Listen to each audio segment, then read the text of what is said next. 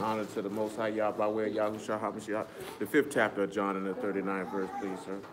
Search the scriptures for any of you think you have eternal life, and there they will testify of me. And you will not come to me that you might have life. I receive not honor from men, but I know you that you have not the love of Elohim in you. I come in my Father's name, and you receive me not. If another should come in his own name, him ye will receive. How can ye believe which receive honor one of another, and seek not the honor that cometh from Elohim only? Do not think that I have come to that I will accuse you to the Father. There is one that accuses you, even Moses, in whom you trust. For if you had believed in Moses, you would have believed in me, for he wrote of me. But if you believe not his writings, how shall you believe my words? Very well then. Psalms 88 and 15. I'm going to let Leah read it. Do you want to read, Leah? Come on. You ready? What you cheesing for? Put me on the spot. Psalms 88 and 15. You want to read too? Come on over here. You can't get out? Come on, baby. You ready, Pot? It says, I am afflicted. Can you say that? Very well then. And ready to die. From my youth up. While I suffer my terrors, I am distracted. Very good, children. Very good. You can sit back down. Now, do y'all remember what we read in Ecclesiastes chapter 2? Do you want to still read? Do you want to read, Lizzie? I bet you don't. Come on, Ecclesiastes chapter 2, y'all. Whole Psalms 88 and 15. Let's go back and look at that. You don't do all that cheesing in the house. What you cheesing out for? Little potty. Come on, Muffin. You ready, Potty? You ready, Muffin? Y'all gonna say it like you mean it? Say for all his days. For all his days. You're not participating, Muffin. Our sorrows. And his travail grief. His heart take no rest in the night. This is also vanity. All right. All right. So, does anybody remember what that word for sorrow tell us that it meant? Just the actual definition of the word. Grief, pain, but more specifically, affliction. Does anybody remember what his travail is grief? What that definition of that word actually meant? His work, his occupation, his business. He's in the business of affliction. That is his business. That is his work. That is his occupation. Come on back to Psalms 88 and 15 now. And let's begin this. Matter of fact, before we get to Psalms 80, I'm going to wait. Don't pay me no mind. I'm going to wait. Psalms 88 and 15, the first thing that we're going to pay attention to is this word. We say, I am afflicted and ready to die from my youth up. What do you think it means when he say he's ready to die? It's self-explanatory.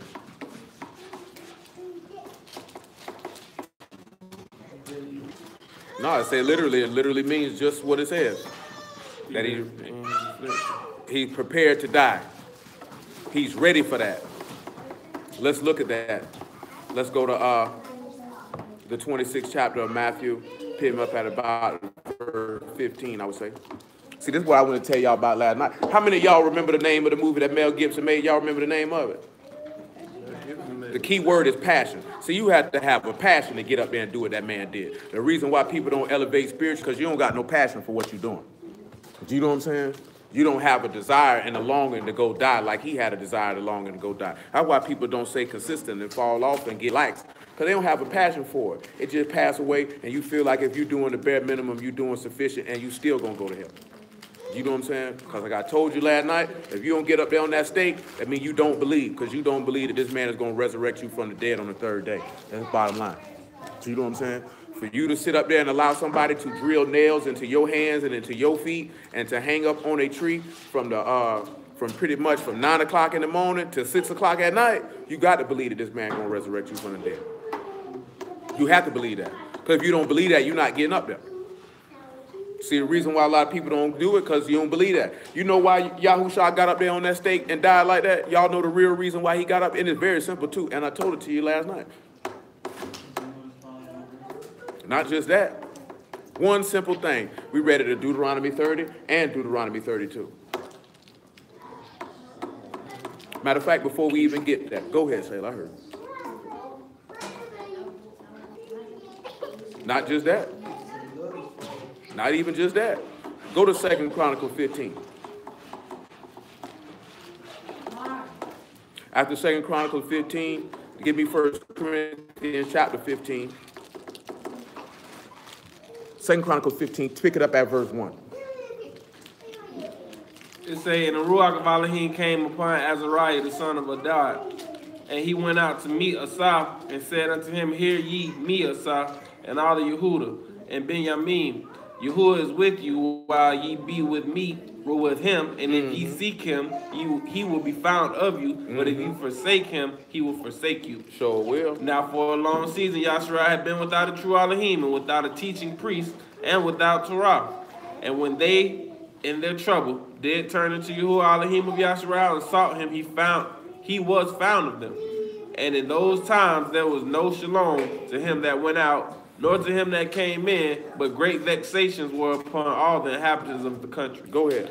And nation was destroyed of nation, and city of city, for Elohim did vex them with all adversity. Go ahead. Be ye strong, therefore, and let not your hands be weak. Hold on. He told you to what? Be ye strong. Why?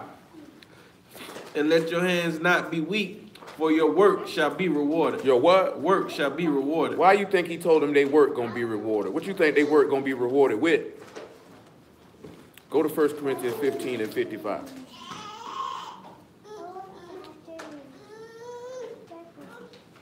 It says, O death, where is thy sting? O grave, where is thy victory? The sting of death is sin, and the strength of sin is the Torah. But thanks be to Elohim, which given us the victory through our Master Yahushua Mashiach. Why? Therefore, my beloved brethren, be ye steadfast. Be what? Steadfast. Be what? Steadfast. And what else? Unmovable. What? Unmovable. Why? Always abounding in the work of Yahuwah. Why? For as much as ye know that your labor is not in vain in Yahuwah. Now go over here to Deuteronomy 32 and 45.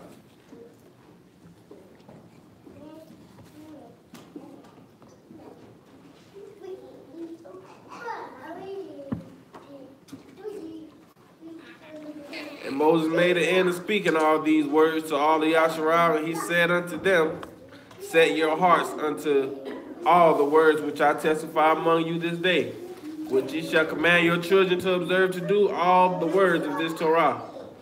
For it is not in vain, a vain thing for you. It's what? It's not what? It is not a vain thing for you. It's not what? A vain thing for you. Why? Because it is your life. Because it's your what? Your life. Because it's your what? Your life. That's why he got up there. That's why he got up there. Because he is the giver of life. Give me Job 27:1, man. That's why he got up there. If you don't believe the man that's going to give you life, then what you going to get up there and die for then? Does that make any sense whatsoever?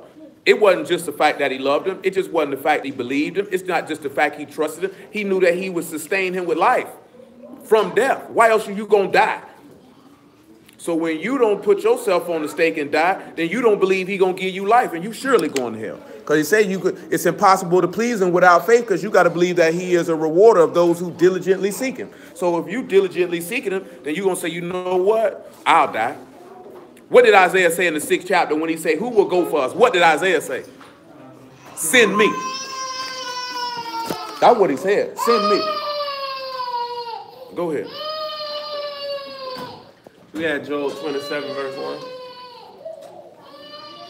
Whoever Job continued his parable and said, As Yahuwah liveth, who has taken away my judgment, and the Al Shaddai who has vexed my soul, all the while my breath is in me, and the Ruach of Elohim in my nostrils, my lips shall not speak wickedness, nor my tongue utter deceit. His your tongue won't do what? Utter deceit. So as long as that man Ruach and you, guess what you say what he said his mouth ain't gonna do?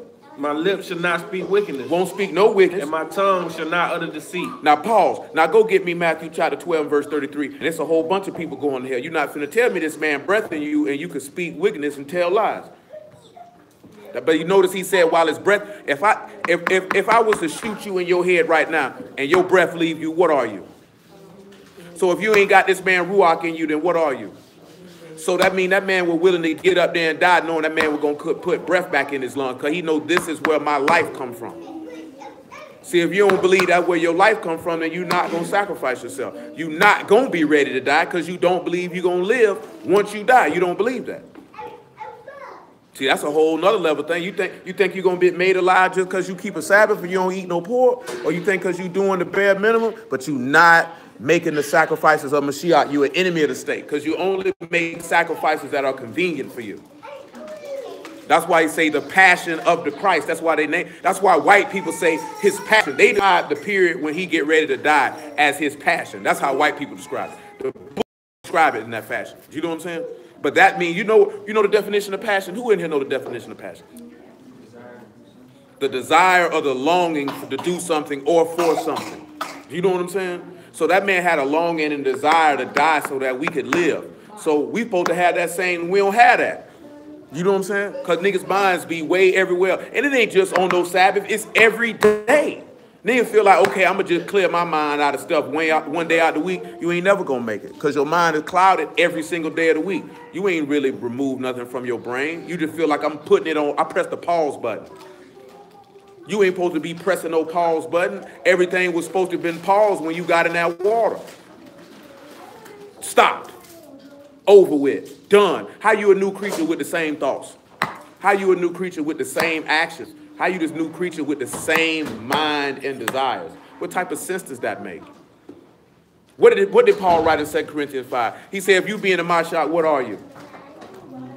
And old things are what?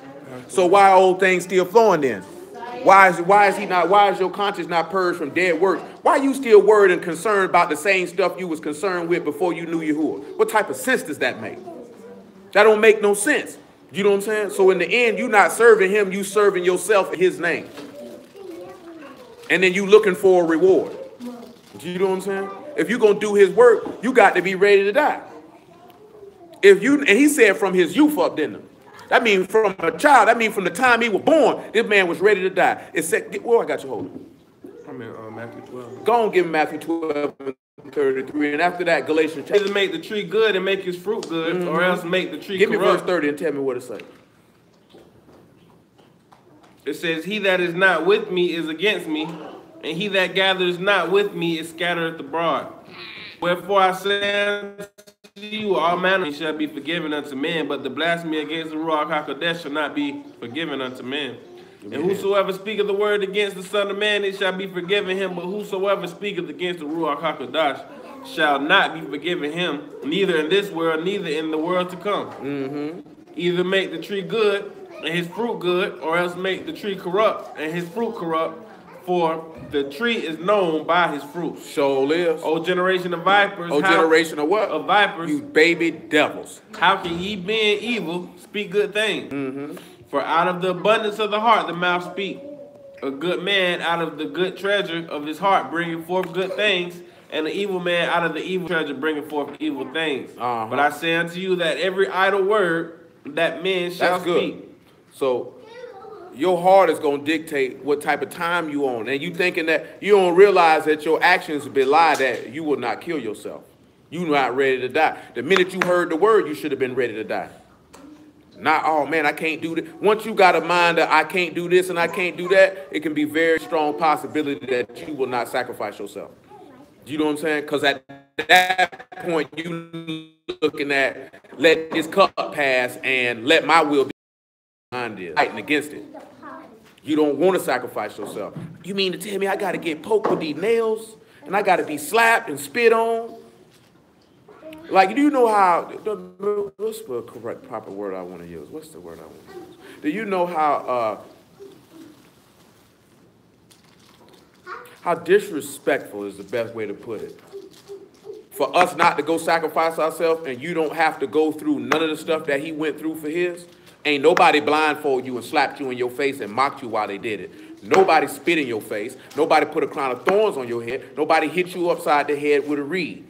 You know what I'm saying? Nobody mocked you continuously. Nobody hit you in your side with a spear. Nobody drilled nails through your hands and through your feet. And then when you were at the brink of death, come to bring you sour old wine. Do you know what I'm saying? Nobody did none of that to you. All you had to do was give your life up in the spiritual sense. You didn't even have to die. Ain't now one of y'all in here ever went against sin to the cost of your life. Nobody tried to kill you for you not to sin. Do you know what I'm saying? Nobody tried to kill you for you not to go out.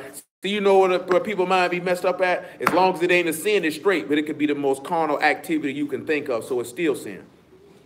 Or you not doing something out of faith, and that's still sin. Because you don't believe, and he can't do nothing with you. Therefore, he cannot use you. Therefore, he will not dispense his ruach to you, nor will he dispense any type of gift to you, because your faith is zero.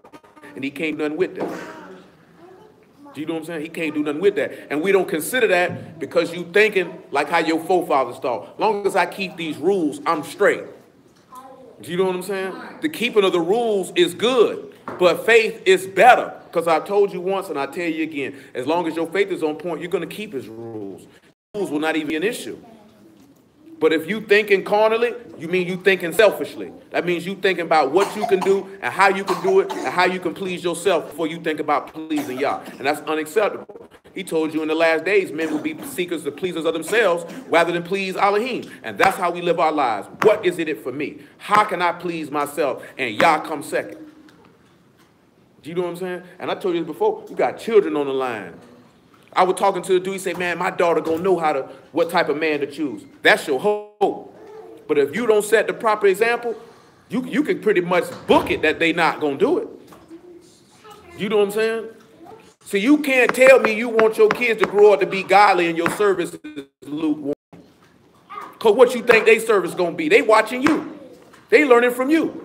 Guess what you gonna do when they get old and they don't follow the book? You gonna blame the world. You need to look in the mirror. Don't blame the world out here because they watched you for a good 10, 15 years before they even got any experience of the world. But you being lukewarm, you have to consider that. Guess what Yahushua watched the whole time he was in Shaman? He watched how his father operated. It was never no lukewarm. It was never no hypocrisy. It was never no I don't feel like doing this here. It was righteousness every single solitary time. Every single solitary time. It's easy for you to do that then. Because I gave an example. What Samuel's sons was. What they were. They were wicked. That's what example I told him. You hope your child. He said, well, the book say train up a child in the way that they should go. I said, you don't think Samuel taught the kids right from wrong? He was teaching the whole nation. You think he forgot to teach his children? But you can't. That's your hope. But at least on your end, matter of fact, since I said that, give me Ezekiel chapter 15. I think it's 15. It might be 14. We'll find out in a moment. We still going to Galatians chapter 4.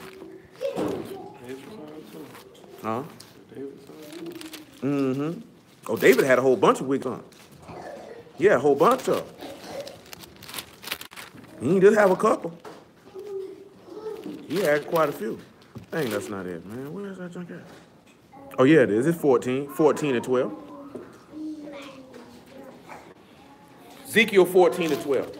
And the word of Yahuwah came again to me, saying, Son of man, when the land sinneth against me by trespassing grievously, then will I stretch out my hand upon it and will break the staff of the bread thereof, and I will send famine upon it and will cut off man and beast from it. He said he'll break the staff of the who? Of bread. Oh, man. You think about that for a moment. I'm going to break the staff of the what? The staff of the bread. And he going to bring what on it? And I will send famine upon it. What's famine? Drought. Hunger. Go ahead. And I will cut them. Though these three men, Noah, Daniel, and Job, were in it. Though who was in it? Noah, Daniel, and Job. Why is Noah significant? Because he was there when the earth flooded. He saved the earth from being flooded. He ain't say the earth for nothing. He told him to build the ark, and he did it. Remember, see, I want you to think about what he said in Hebrews 11. He believed. Before there was any, because he didn't say the earth. Everybody died. He just saved his household. And how did he save his household? Because he believed Yah. He could have sat there and been like, I ain't going to build this ark. Or I'm going to drag my feet in building this ark. I'm going to build this ark when I feel like building it. I'm going to build it in a time frame that I want to build it in. You see the difference in the attitude? You know the story of Noah. He got up and went to building it, right? Ain't even hesitate, did he? You know what niggas will do? I don't feel like doing it today. I do it tomorrow. Tomorrow turn into 3 weeks. 3 weeks turn into death because the rain come and you wasn't ready. and you wasn't ready. See, while you playing, like I told y'all this last night, right? I wouldn't care what I don't do in this life as long as I get in this man's kingdom. Niggas worry about what they can do in this life, and you're not going to get in this kingdom. That is the definition of backwards. Because we more concerned with life experiences than salvation. Why are you not seeking to save your soul? That should be your #1 desire in life above everything. Above everything. I'm talking about above your spouse, above your children, above your job, above your aspirations, above your recreation. And if it's not, you're not going to be saved because you're going to hesitate to get on that tree every single time when something come up that you want to do. When something come up that you desiring, you're going to hesitate. Because he said everyone as Mashiachs have done what? They have crucified their affections and lusts. That means all their desires are dead and their only desire is to serve their God and to follow the Lamb wherever he go. How many of y'all willing to follow that man wherever he go? Even if wherever he going is taking you away from where you want to go. See, that's the question you have to ask yourself. Ain't that what it said about the 144? They follow the Lamb wherever he go. He told you in John 10, my sheep hear my voice and they do what? They follow me. So if you hear the word, you're supposed to be doing what? Following him. So if you're not following him, that means you're following your own will and your God is your belly and you desire earthly things and you'll be written in the earth. That's what you have to consider. See, that's what faith is about. I'm going where y'all want me to go. I'm doing what y'all want me to do, not where I want to go and not what I want to do. That is making yourself a living sacrifice, not just stop sinning. Because that's when your faith get on point, because you ain't supposed to be sinning anyway. So he's not even asking you to do anything that's above and beyond the call of duty because you ain't supposed to be doing it no way. You know what I'm saying? So you don't even get no points for that. You're doing what you're supposed to do. You ain't supposed to kill nobody. You're not supposed to lie. You're not supposed to commit adultery. You're not supposed to covet. So you don't get no brownie points for doing what you're supposed to do. You know what I'm saying? Why you think, you know the example of that? When he told the rich man, what the rich man told him? No, but the rich man told him, oh, I've been doing that from what? He said, okay, you want to be perfect, follow me. And they said, oh, no, I can't do that. You see the difference? You see the difference? He was keeping all the commandments when he told him, well, exercise some faith then. He said, oh, no, I can't do that. See, now you're asking me to do too much. Now you're asking me to do too much. You're telling me to sacrifice everything that I got and to follow the will of Yahuwah and live for Yahuwah and not for myself. You see how them commandments not going to give you that level of power that faith going to give you? Because that man told him he'd have treasure in heaven. He didn't tell him he'd have treasure in heaven because he was keeping the commandments. He knew that wasn't enough. That's why he asked. This is why he asked. That's exactly why he asked. He already knew. But now do you understand? And we don't went over that before. Do you see the clear difference between the two? Because one is asking you to live for him. The other is, this is what you're supposed to be doing anyway. You're supposed to be doing that anyway. Nigga wants, that's the same way nigga want points because nigga say, I take care of my kids. And? I take care of my wife. And? That's what you're supposed to do, nigga. You don't get no points for that. And I think that's the society that we live in. This society. I can't speak how it is for the rest of the world. That people want brownie points for doing what you're supposed to do. That's like a nigga tell you, I bathe every day. I don't even know why you told me that. Do you know what I'm saying? You should. But white people say you only supposed to bathe 3 times a week. If you live in Florida and bathe 3 times a week, boy, I feel sorry for you. Y'all ain't know white people say you should only bathe 3 times a week. No, they say only should bathe 3 times a week. That's only in the cold, bro. I don't know what's only in. All I know, that nigga say bathe 3 times a week. I was appalled. You get sick like that bathing every day in the cold. I don't know. That white people. I can't speak for white people. That's what they say. Maybe they do. I wouldn't know. I say white people because they the one came up with the study. I know they didn't run study on no black people. And guess what? That told it go again. Our God ain't tell you to walk around here stinking funky like that neither. He told you before you even came to him to do what? Wash your clothes, cuz. You need to go take you a bath and wash your clothes before you come around here. Am I lying though? I would say in the law then. He said, before you come up on that mount, you nigga need to bathe and wash your clothes. Make sure you change your drawers, son. Don't come up here. But we had pots for cleanliness and all. Yeah, that's Gentile stuff right there, man. You know what I'm saying? That's how the heathens roll. I can't say all heathens roll like that. That's how the heathens roll. Come on to Galatians chapter 4. Leah, sit down. Shoot, Paul told you what you let you wash yourself from all filthiness of the flesh and ruach. Go on, wash yourself, man. You probably got somebody done went in somebody's temple or synagogue today and ain't washed themselves. They don't be caring. That's even worse to tell a woman only bathe 3 times a week. She got sensitive areas. Got her prone to odor. Go ahead. You want time? Yep. Now I say that the heir, as long as he is a child, differs nothing from the servant, though he be master of all, but is under tutors and governors until the time appointed of the father. Even so, we, when we were children, were in bondage under the elements of the world. You heard what he said? He was under that till the time appointed. And Luke chapter 2, that man say, wist not that I must be about my father's business. He told his apostles from the jump street what was going to happen to him. That he would manifest it for one cause and one cause only. What that is, John chapter 19? No, John chapter 18. Pick him up about verse 30. Leah, sit down. It said, they answered and said unto him, if he were not a malefactor, we would not have delivered him up unto thee. They said, Pilate unto them, take ye him and judge him according to your law. And the Yahudim therefore said unto him, it is not lawful for us to put any man to death, that the saying of Yahushua might be fulfilled, which he spake, signifying what death he should die. Then Pilate entered into the judgment hall again and called Yahushua and said unto him, art thou the king of the Yahudim? Yahushua answered him. Drop down to 34, because 35, that's too much. It said, Pilate answered, I am a Yahudim. He said, am I a Yahudim? Thine own nation and the chief priests have delivered thee unto me. What hast thou done? Yahushua answered, my kingdom is not of this world. If my kingdom were of this world, then would my servants fight, that I should not be delivered to Yahudim, but now is my kingdom not. Why is that statement he just made important?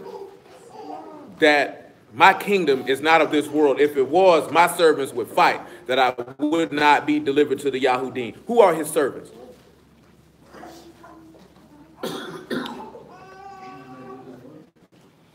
No, I mean, that's who do it. I'm talking about in this particular, the apostles and those who followed him.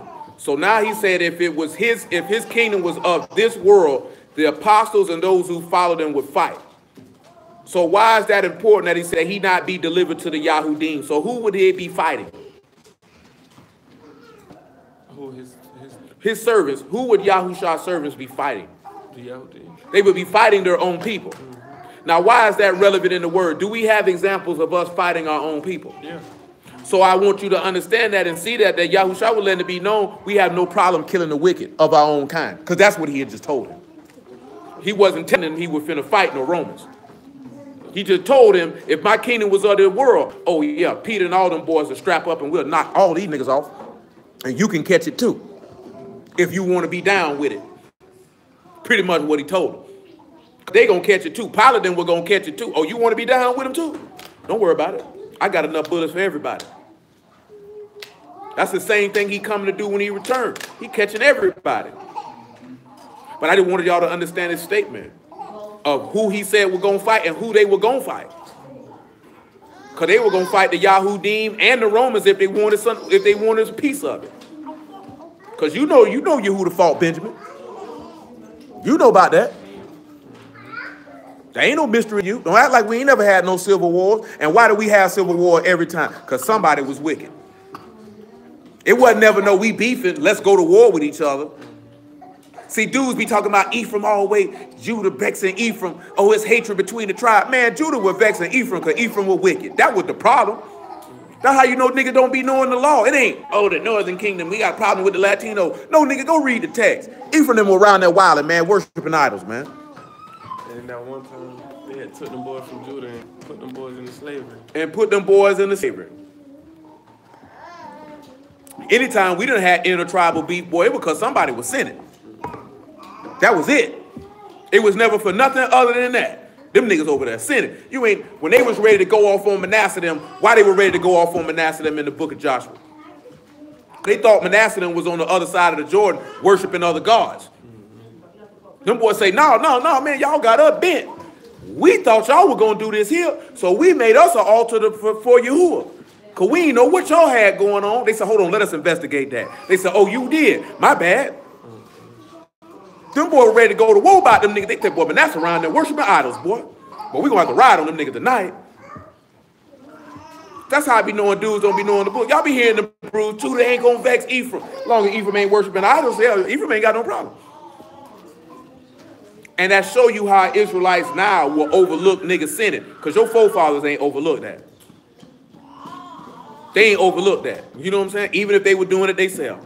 They ain't overlooked that. They say, oh, no, cuz. I don't rock with that. I don't rock with that. We're going to have to do something about that. Well, then they say we're going to have to drop a dime on these niggas. Come over here to what it was. Revelation chapter 3, verse 1. Hold on, my bad. You got to read verse 36 in John 18. My bad. That boy say he wants some milk. Somebody need to give to him. You read 36. The next verse, 37. It said, Pilate therefore said unto him, art thou a king then? Yahushua answered, thou sayest that I am a king. To this end was I born. For what? For this cause came out into the world, that I should bear witness unto the truth. Everyone that is of the truth hears my voice. He said, for this cause was he born. So he wasn't born for one reason and one. Did he say everyone that is of the what? Hear my voice? Truth. We read last night, right? When Joseph was in prison, what did it say about Joseph while he was in that prison? Besides that, he had all the prisoners in his hand. All the prisoners listened to him. Every last one of them. Give me 1 Corinthians chapter 4 and verse 1. They say, let a man so account of us as the ministers of the Mashiach and stewards of the mysteries of Elohim. Moreover, it is required in the steward that a man be found faithful. That's my bad. That ain't what I can't remember what it is. But you know, Paul stated that he was a prisoner of Hamashiach. If he a prisoner with him, that means he died with him in death to live with him in righteousness. So we don't have that type of mind. How many of y'all, we done talk about what Paul endured for the word. How many of y'all would be willing to let somebody stone you and get up and go preach the word the next day? You have people that made oaths on their life that they would not eat another morsel of food till they killed this man. This man been shipwrecked, snakes bit him, and we talking about somebody preaching the word. And that man did all that for the betterment of his own kind, not for himself. Niggas can't even do nothing just for themselves. How you expect to be transformed and changed? Revelation 3 and 1. Because we talking about convert. Remember, this all started talking about the word for convert, which is shuv. Pair yourself to the sacrifice of the Son. You have to join yourself to the sacrifice of the Son. That means you got to be, he said that you prisoners of hope. You got to be willing to go into prison with him. If you're willing to go into prison with him, it's like this here, right? Some of y'all ain't never been in the street like that before. How many of y'all would go to jail for your homeboy? Like, take a bid for him. Do you know what I'm saying? Take a charge for him. Not on some old, I'm not going to stick, but I'm going to take this case. You know what I'm saying? Or put yourself in a position, or you got jammed up with him on a crime, and you go down with him, and you don't say nothing, and you face the case with him, and if we go to prison, we go to prison. Do you know what I'm saying? And that's what Yahushua asking us to do. Take this case with me. Go to jail with me. Ride with me. Come do this bid with me. The average nigga be like, I ain't going to jail for nobody. You know what I'm saying? But that's where that come in, that greater love have no man than this, that a man lay his life down for his friends. That man was willing to lay his life down. So you have to be willing to do the same for him if you say that you're his friend or you want him to be your friend. I just use that extreme case of going to jail because that's about the only thing relative that I can think of. You know what I'm saying? Because it ain't too many people going to take no charge for another man. No matter what the charge is. You got niggas ready to tell on a nigga when they ride in the car with a nigga about a nigga bag of weed. But that ain't my weed, boy. You need to tell them, Crocker. Bro, you're going to get out the next day. The next day. But you get caught with a bag of weed, boy, you either going to get ROR or they going to say time served the next day unless your record bad. Then they going to want you to pay the little $250 bond and then you slide on up out of there. You know what I'm saying? Nigga like they said, boy, that's your weed, cuz. You need to tell them crap, boy, I can't go to jail. I can't go to jail. What? Cause you ain't gonna be in there long enough to do nothing. Ain't nobody gonna rape you, man. Ain't nobody gonna beat you up. Ain't nobody gonna do nothing. You know what I'm saying? I'm dead serious though. I'm dead serious though. Boy, my homeboy, he dead now though. That nigga got locked up one time for some weed. That nigga say, bro, you think they gonna let her go? They were mocking him. They were mocking him hard. Nigga, we got caught with I wasn't with him. They got caught with like a half ounce of weed. They were mocking that nigga hard. Reason I know this because when they got out, we was all at his house and they were picking on him about it. You know what I'm saying? I done been in the car with my homeboy and the police had searched me and he had rocks on him and we in the back seat. I told him, give me your rocks. He said, what? I said, they give me your rocks. I said, they done already searched me. They ain't gonna search me again. Do you know what I'm saying?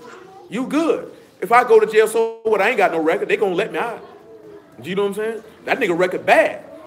That's the same dude I told you he died when his mama was locked up. His record bad. You can't keep taking these flags, man. Do you know what I'm saying? Go ahead and throw them rocks over here, bro. You good. And guess what them crackers didn't do? They ain't searched me again. Do you know what I'm saying? Because I know they wasn't going to search me again. You know why a lot of people fold? Because they can't stay calm in pressure situations. You get all nervous and antsy, and this, that, there, and the third. I done had the police pull me over, and I had a whole gang of rocks under the seat and a Tic Tac bottle full of rocks in my Prestos. And I did like this here, and I rolled that window down and blew that black smoke right in his face. I said, what seemed to be the problem? Was I nervous? Absolutely. He's not going to know that, though. Do you know what I'm saying? I couldn't see your tag. I just bought this car, man. Go ahead and run it. You all right? Smell like weed in here. You see me smoking it black. Ain't no weed in here, man. Go ahead and run it stuff. My stuff good. Pull right up on out of there. Boy, one time I got stopped right in front of the store I was hustling in. I had a telephone box full of at least about 3-4 ounces of crack. Waiting on my homeboy to come out so I could take him to the house. Police run up on us like, what y'all got going on? And all I'm thinking is, boy, I'm finna jump out the car and leave these two niggas in here. And I hope them niggas know what time it is when I give them that look, because I'm finna jump this wall right here. You know what I'm talking about? And all that. I'm out of here. You know what I'm talking about? You sit here with these rocks if you want to. I don't run for no crackers, though. Who? I'm gonna run on that one, though. That's a federal charge. I know. I mean, I had an eighth of a brick, though. Eighth of a brick in that car. You know what I'm talking about? I'm gonna hold the slave catchers, nigga. Yeah. On that one there, though, I ain't worried about no state charge, but boy, I'm not trying to catch no federal case, because they send you somewhere. Nah, like what? Nah, it's not like if you get out there, like, okay, when I got into prison in the state, they sent me in the panhandle. But when you go in the federal system, boy, you're not guaranteed to stay in your home state.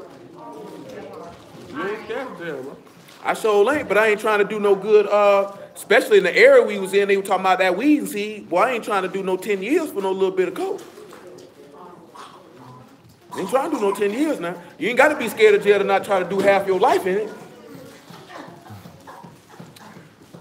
Wake up every day like this here, looking at a nigga. Well, you could catch a case in Florida in the federal system, boy, they send you to Wyoming. You know what I'm saying? They send you anywhere. Like this here though, but my homeboy came out the door like, oh no, he with me. Cause he owned the store. You know what I'm saying? They done walked up on her, caught her slipping. Decent. You know what I'm saying? I'm like this here, I said, boy, too much hard in here, boy.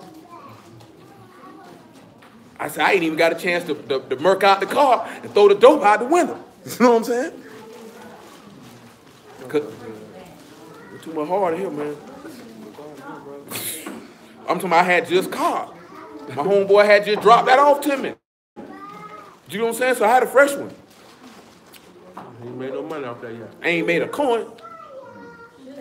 Boy, at that time right there though, like, you know, I did, like when you on the block, you be like, boy, I ain't running, boy. But then you know you gain on the elevator, you got a little bit more dope on your person. I'm just trying to tell you something. We got plenty of time. You was losing me. Oh no, we in Revelation chapter 3. Nah, just see, it was to the point where we talking about though. Like them niggas might have not took that charge from me. Shoot, boy, I know a nigga threw dope on a nigga loud without even asking. Oh, I definitely know niggas that do that. Nigga don't Nigga care. that back seat slide that burner right under that driver's seat. Nigga don't care nothing about you. Slide it right up under that Nigga don't care driver's nothing about you. seat. That's you, baby. But that's serious though. I mean, niggas willing to do that though. Who would go down for somebody else. Cause that's what Yahushua did. He went down for somebody else. I just read that last night in 1 Peter chapter 3, right? Say the unjust, the just for the unjust. A contradiction of sinners against himself. That man went down for somebody else. And you can't even go down for yourself. That man went down for somebody else. You know what I'm saying? So you had to sit back and look at that. Boy, you like to say, right? A nigga like to say, boy, you wouldn't go to jail for your wife. You wouldn't go to jail for your kids. You wouldn't take a charge for them. See, that's a different level of faith right there. That's a different level of faith right there, ain't it? Depends. I ain't taking no charge of my wickedness. I ain't even talking about if you, because clearly if you taking a charge, it's some wickedness. We talking about if you take the word out to play, would you go down for somebody else, for something you didn't do, something that you innocent of, which they guilty of, and take that punishment? Because that's what he did. I'll take one for my boy. I ain't just gonna leave side in the wind. Boy. I guess he said you got to take it for side. I take one for all my kids. You got to take it like this here, boy, shoot. But if I was in the street, you killed the nigga, I'm going to help you cover it up. You know what I'm talking about? And that's what Yahushua did. You were killing people. You want to see? Jeremiah chapter 9. He said, I'll take the charge and cover it up. I'll take the charge and cover it up.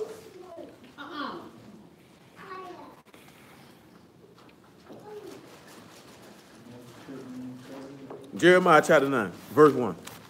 It says, oh, that my head were waters and my eyes a fountain of tears, that I might weep day and night for the slain of the daughter of my people.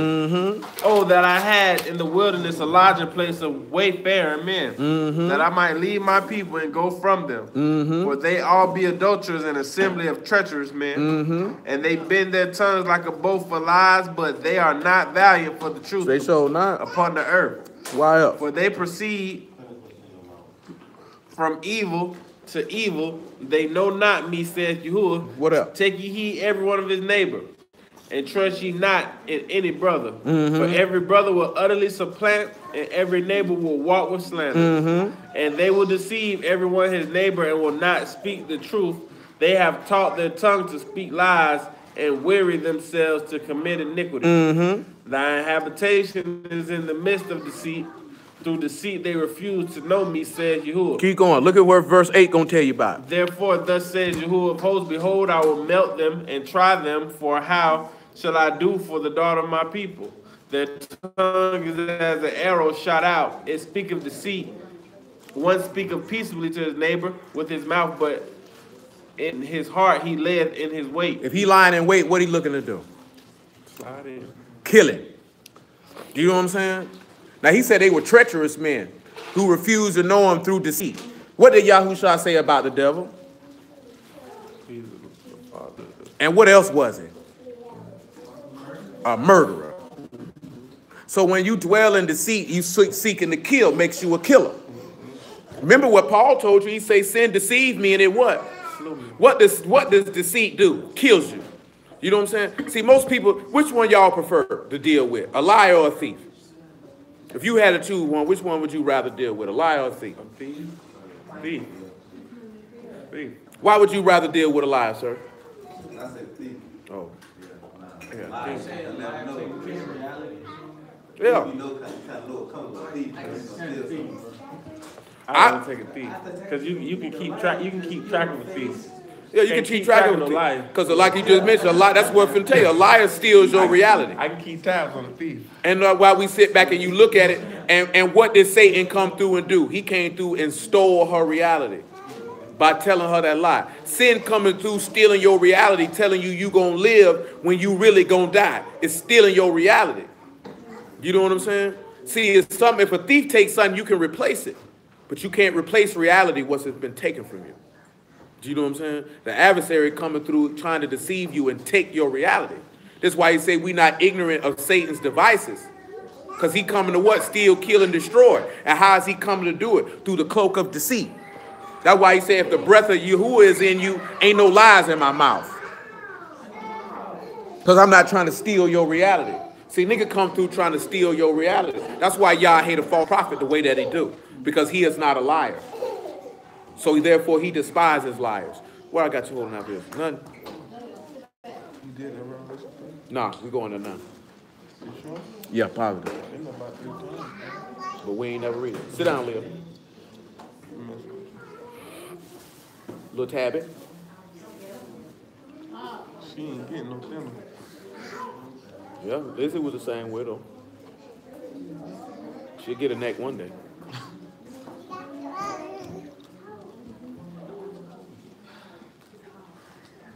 Revelation chapter 3, verse 1. Now go get that paper towel. It says, and unto the Malachim of the assembly in Sardis, write these things, saith he that hath the 7 ruachs of Elohim, and the 7 stars, and thy works, that thou hast a name that liveth and art dead. Be watchful and strengthen the things which remain that are ready to die. That are what? That are ready to die. That are what? Ready to die. Why? For I have not found thy works perfect before Elohim. Your works ain't perfect. Now he just stated he was ready to die from his youth up. Now, if his ready to die was Yahushua works before Elohim? No, they weren't. Not before he died. They weren't complete. What that man say on the stake? You should know what he said. When he said your works are not perfect, what word would that be? It would be tamain, or complete, or whole. His work wasn't complete. His work wasn't complete till he died. So he had the strength. Where can we read where he had to strengthen the things that were ready to die? You think he telling you to do something he didn't do? When that Malachim came through and strengthened him. Help him strengthen. What things did he need? It said this man was weak in flesh. He was sorrowful. We just read that last night, right? All his days of sorrow and his travails grief. His whole business is to be in affliction and in pain. He said he didn't have no rest in the night. That's what it said, right? We looked at it last night. Did that man go to sleep? His apostles went to sleep, though, didn't they? Slept good. He told them, sleep on now. So the man about to be betrayed into the hands of sinners. And before he got betrayed into the hand of them sinners, what that Malachim came and do? The things that are ready to die. Because his work was not complete. What he told Peter? He said, Peter, he said, man, how will the scriptures be fulfilled? I can call for 12 legions of Malachim. My work's not complete. When he told Peter he had to die, what Peter said? This shall not be to you. You got to get behind me. My work's not complete. But when he got up there on the stake, what did he say? And what did his father say when he finished completing the whole world on Shabbat? What he said? It's done. It's complete. So when you sitting back looking at it, you want to be made complete or Tamaim made perfect, you got to strengthen the things that are ready to die. You strengthen them with the word. See, it's not a guarantee. I'm not going to say that it couldn't happen. It ain't no guarantee a Malachim going to come down and strengthen you. If it do, shoot, blessed be you. But I'm not going to tell you that's going to happen. Then you be around here looking, it didn't happen. Then you be like, you lied to me. You know what I'm saying? I'm just telling you it's possible. It can happen. All things are possible. Yeah, you see an angel, I guarantee you, your whole heart going to stand still. That much. It ain't like on TV and you be like, is this an angel? And you're going to be all happy. You're going to be terrified. You can see that every time in the book. But not if you come as a man. But yeah, but if he coming to strengthen you, he ain't coming at no man. You gonna know. You gonna know. You gonna know. You know what I'm saying? You gonna know. He could come as a man. Probably somebody in this room probably done met an angel before in their lifetime and didn't even know it. You know what I'm saying? And didn't even, oh, you ain't know nothing about that? You ain't know the book tell you be careful to entertain strangers because some people don't entertain angels unaware. That's why it ain't good to be nasty to people while you out here in the street. You know what I'm saying? If been nasty to somebody and that been an angel, he come back and give a bad report. He be like, kill that nigga. You ain't even know it. Because if you nasty to an angel, you're going to be nasty to a person. And you neighbor, you love yourself. Shoot, what happened? What happened? Lottie didn't know them was angels when they came through. He said, boy, come to my house, boy, come get your son to eat, boy, get out in the street. That's what he did, didn't it? Ain't good to be caught out the dark. It ain't good to be caught out the dog. These niggas rump rangers, boy, come on in here. For real though. What did Samson mom and daddy do in the scene? Boy, come over here, come get your son to eat, boy. They ain't know who he was. They didn't know who he was. They didn't know nothing about it. They didn't even know they didn't know they entertained an angel until after he left. Same thing with Lot. He didn't know till they told him what to live with. Hey, boy, you got to slide up out of here, man. What you mean? He ain't know them were angels, bro. That's why I said what I said. You could have seen when it ain't. You won't. That's the point. But he was saying if an angel comes to strengthen you, he's not coming as in a the form man. of a man. He's gonna. Oh, you're gonna know. Oh, you're going to know. It's going to be, you're going to know. Matter of fact, since I mentioned all that, get Hebrews 13. Oh, you're going to know. Because when Daniel seen his, he fell down affrighted like he was dead. He said, "Get up, man, don't be scared." Hey, you seen that video with that little baby? She was crying when the Easter Bunny came? Yeah, that's what you going to be doing. That's what you going to be. You ain't familiar what happened with Daniel? You familiar? Let's read what happened with Daniel. Let's read what happened with Daniel when he seen his. Daniel chapter 8, let's just read what happened with Daniel when he seen his. Yeah, he dropped to the floor.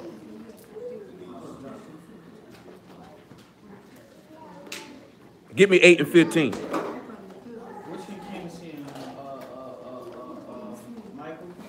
He saw Gabriel, and it's got, guess what, right? Now, at the same token, that angel appearance is going to be as a man, but he's going to have esteem with him, an esteem that you have never seen.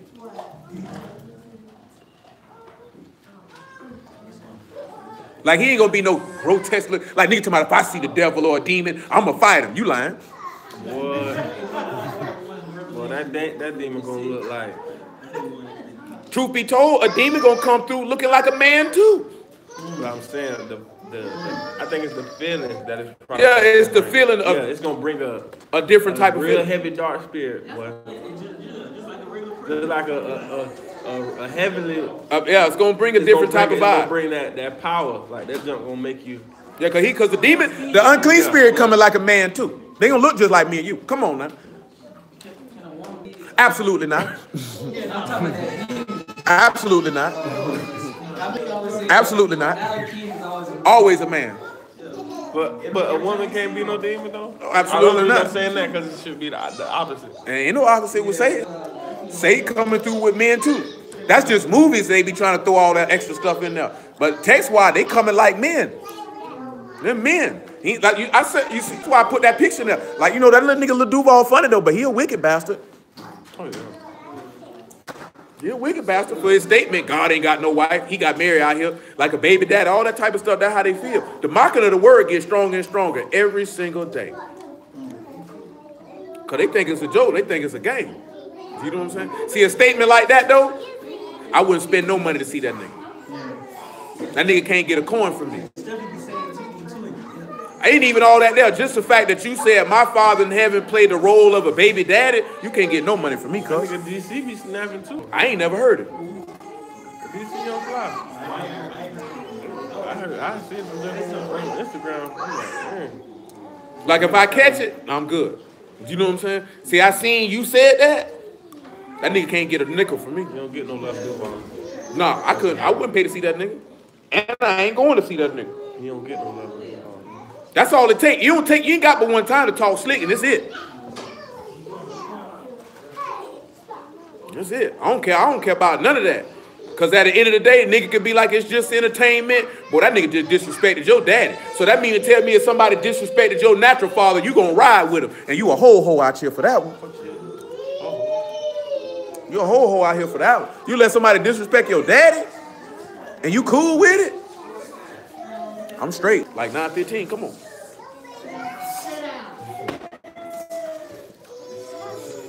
Hey, that's a Lil Kim line. One day you'll learn about it. I'm straight on Lil Kim body. Oh, not that first album, though. I'm straight on her. Yeah. That nigga, that first album was pure D5. She a nasty slut, but it had good cuts on it. It had good cuts. You said, it came to pass, when even I, Daniel, had seen the vision and sought the meaning, then behold, there stood before me as the appearance of a man. As the appearance of what? A man. Pause. Ezekiel chapter 40 and verse 3. How you gonna beat that boy? You finna get poop on me. Yeah, that's why he farted in your face. It said, he brought me thither, and behold, there was a man. There was a who? A man. There was a who? A man. What else? Who the appearance was like the appearance of brass. Appearance of what? Of brass. Of what? Of brass. He was a brown-skinned man. With a line of flax in his hand. This is an angel he's seeing, right? See, all they turn crying, so I make sure everybody caught that. Read it again. Ezekiel 40 and 3. Listen what he say. It says, he brought me thither, and behold, there was a man whose appearance was like the appearance of brass. Of what? Of brass. Who else got described as having a skin having the appearance of brass? Now, when you talk about cherubims, that's a different creature than a malachim. Those are two different creatures. They by name, right? Yeah, they got, you know what I'm saying? You got teraphims, and those are different creatures from a malachim. A malachim is going to look like a man. When you see him, he's going to look just like me and you. He ain't look no different. Cherubim, you're not finna see that. They just don't pop up on the scene. You ain't read nowhere in the book where somebody seen a cherubim save who? Dang. Ezekiel. Yeah. I was thinking about cherubim in Genesis, right? Yeah, that's a different creature. That wasn't an angel. Different creature. He was saying Adam seen him. He said that he placed cherubims To cover the way of the tree of life. But he didn't see them. Adam didn't see it. Didn't say that. It said that that's what Yah put there. The only person in the text that saw cherubims was him and Moses. They don't look like a man. Cherubim and seraphim don't look like men. They look like animals. Creatures. That's a description of something else. So it's the same creatures in Daniel. That's him describing the beast. Those are descriptive things. A teraphim and a cherubim. Remember, because he told him to put cherubims on the Ark of the Covenant. Got 4 wings. They got wings and they covered. They got 4 wings. And then the other one got like 4 faces. Yeah, lion, Man, bear, man, a man, and a eagle. I think an ox, if I'm not mistaken. Yeah, ox. It's a ox, yeah. You know what I'm saying? But a malachim, an angel, look like me and you. Remember, they described as what in Job? They're described as morning stars. Stars are symbolic of what? Sons of Mashiach. So they're going to be looking like men. So Shemayim, they got, only when they come to earth, they got the appearance of man. When they go up, They still going to have the appearance of a man. Because we made them in the image. They still going to look like a man. Keep going. That's tight. It said, we had 40 and 4. It said, the man No, we good now. I'm talking about, I meant to say, Daniel. That's what you want? Yeah. 2. No, 16. Yes, sir. And I heard a man's voice between the banks of Ulai, which called and said, Gabriel, make this man to understand the vision. So he came near where I stood, and when he came, I was afraid. He was a what? Afraid. He was what? Afraid. He was afraid. And fell upon my face, and he said unto me, understand, O son of man, for at the time of the end shall be the vision. Now he was speaking with me. I was in a deep sleep on my face towards the ground, but he touched me and set me up. If he was in a deep sleep, what happened? He was dead. Because who else was described as being in a deep sleep? Adam. That man was dead. Or he thought he was dead. That's what happened when he seen the Malachim. It wasn't no like touched by an angel or highway to heaven. Oh, it's my guardian angel. That man fell out afraid and died. Be stunned, sleep or death. I already know. That man was dead. That man was dead when he seen him. That man was dead when he seen him. Now, I'm not going to Samson and them parents because I already told y'all what happened. Y'all should know what happened. Hebrews 13:1. It don't pay to be nasty to people. And one thing they're not going to be white either. No disrespect. But they're not going to be white.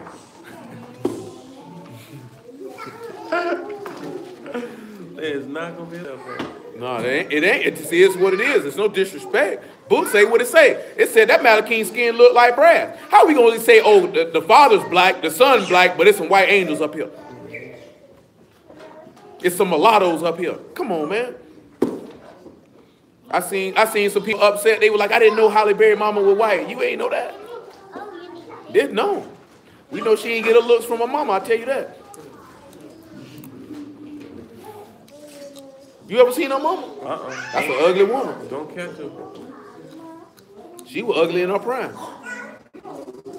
They just had to list a whole bunch of people whose parents was white. The only people I remember were Halle Berry and J. Cole. Because you know they going crazy because the Gambino boy married to a white woman. They going crazy. Yeah, I don't care who he married to. Shoot, marry what you like. I ain't got to sleep with her. rub against my baby. I mean, me neither. That's not my personal preference. But if that's what you like, that's what you like. I ain't mad at you at all. No, people like what they like, man. You know what I'm saying? Come on, man. Hebrews 13:1.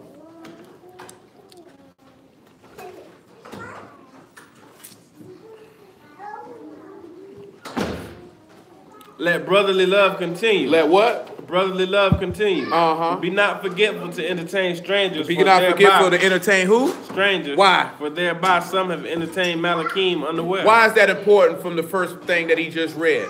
To let what continue? Brotherly love. How is brotherly love and angels synonymous then?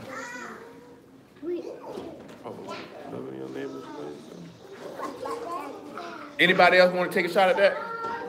How is brotherly love and angel? He just told you let brotherly love continue and to be careful to entertain strangers because some has entertained Malachim unaware. So why would he start off by telling you to let brotherly love continue and then mention angels?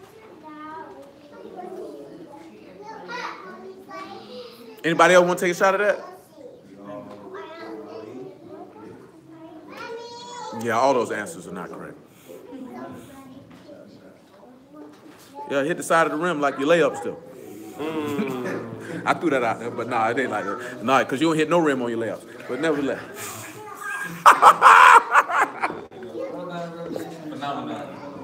That's exactly what I was looking for. Revelation 22. Revelation 22 and 9.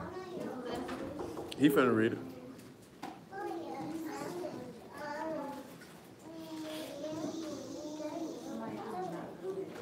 It says, then said he unto me, see thou do it not, for I am thy fellow servant and of thy brother. Back it up to 7 so they know what's going on. It said, behold, I come quickly, root to see that keepeth the sayings of the prophecy of this book. And I, John, saw these things and heard them. Then I had heard and seen, and I fell down to worship before the feet of the Malachim, which showed me these things. And what did the Malachim say to him? Then said he unto me, see thou do it not. Do it what? Do it not. Do it what? Do it not. Why? For I am thy fellow servant. Thy what? Thy fellow servant. And what else? And thy brother. And thy what? Thy brother. Thy brethren. The prophet. And of them which keep the sayings in this book. Worship. So now here comes the next question. How are you and the Malachim brothers? We both do the service out here. But that ain't what make you a brother. How are you and this Malachim a brother? How are you and this Malachim a brother? You know what I'm saying? How are you this and this man a brother? How is this possible? How are you and him family? We just went over this, so y'all should be able to answer this question. Well, let's sit back and see. Let's go back to something we looked at Wednesday. Leviticus chapter 23. Hey. Go sit down. You have been doing well, Henry. Did somebody take your cookie? Hey, 23 and 35, I want to say. That's all you needed was a nap, son. Because he lying right now. Boy, eyes closed tight. Tight. You wasn't number tight. She patted him like you gonna put his whole lungs out of check. You out of back, brother. On the first day shall be a Kadash convocation. You shall do no servile work therein. 7 days you shall offer an offering made by fire unto Yahuwah. On the 8th day shall be a Kadash convocation unto you. And ye shall offer an offering made by fire unto Yahuwah. It is a solemn assembly, and ye shall do no servile work therein. These are the feasts of Yahuwah which ye shall proclaim to be Kadash convocations, and to offer an offering made by fire unto Yahuwah, a burnt offering, and a meat offering, a sacrifice and drink offering, everything upon this day. Besides the Shabbat of Yahuwah, and besides your gifts, and besides all your vows, and besides all your free will offerings. Get to that point where he said everybody that born in Israel dwell in the booth. It says, at 40, it says, you shall take the first of your boughs and goodly trees and branches of palm trees and boughs of thick trees and you willow. You got to read all that. Get straight to the point. Oh, and we're at 42. It says, ye shall dwell in booths 7 days. All that are Israelites born shall dwell in booths. Anybody remember what that word word born for was? I mentioned it Wednesday. Go and pull it up for him. So I asked you a question because it's tied into what we already been doing. Oh, the word is as a rock. Now, what character we use for that? It ain't but 3. It's four. Or 4. I was just guessing. I ain't looking at it. As a rock. To be born. And it also means to come out of the ground. Out of the land. But also to be born. Bring it up. So what character will we use for that? I mentioned it Wednesday. Who can remember? If you hear the as a rock, clearly what's the last one going to be? You know you're going to have a cot, and you know you're going to have a rosh. What else are you going to have?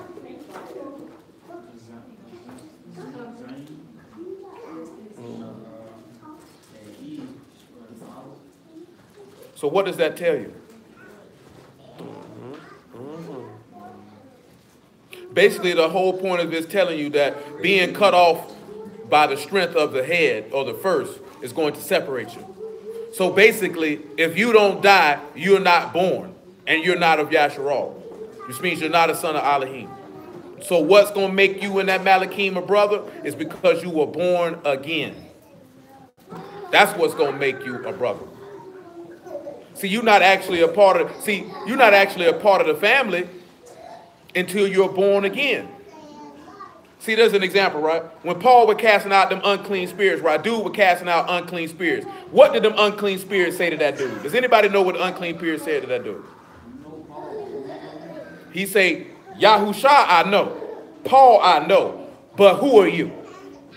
Because that unclean spirit know the family of Elohim. Why would this unclean spirit know who Paul and Yahusha was?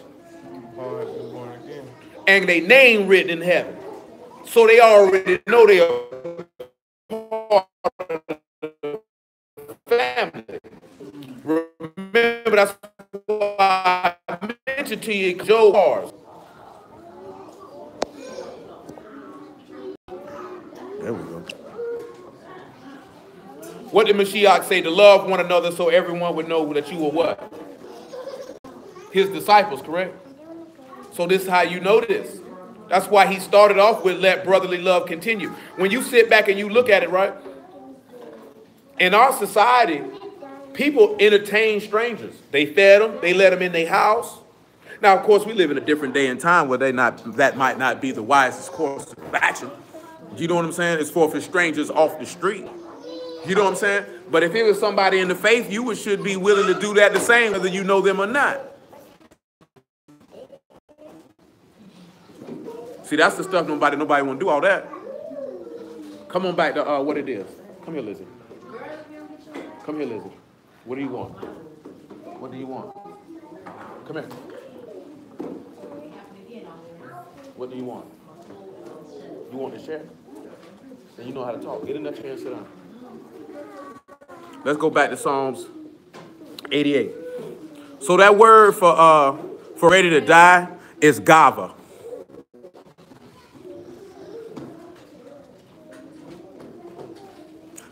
What characters will we use for that? It's G-A-V-A. So what will we use? And what else? And what would be the last one?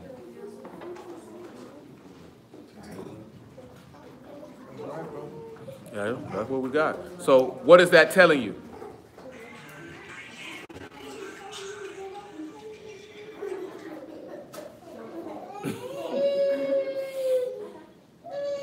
What is that telling you? That's telling you to experience the sacrifice of the messenger, to know the sacrifice of the messenger if you are ready to die.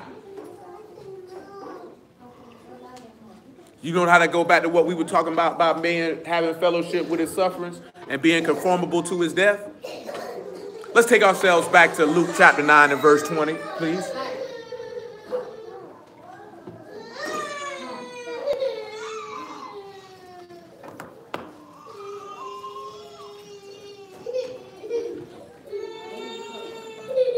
Luke 9 and 20, please.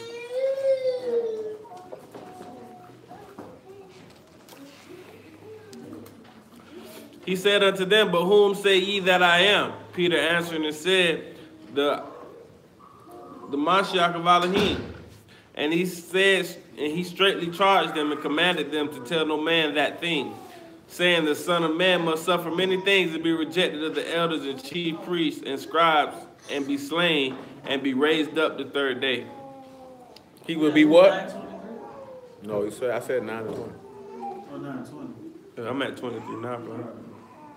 It said, and he said unto them all, if any man will come after me, let him deny himself and take up his stake daily and follow me. And what? And follow me. Now you think about that, right? If you ready to die, that means you know the experience, you have experienced or you know the sacrifice of Yahushua. Let's get Galatians 2 and 17. So when he tell you to strengthen the things that are ready to die, it's because you've becoming to experience the afflictions of Mashiach. After that, I think I want 1 Timothy, or is it 2 Timothy chapter 1 and verse 6?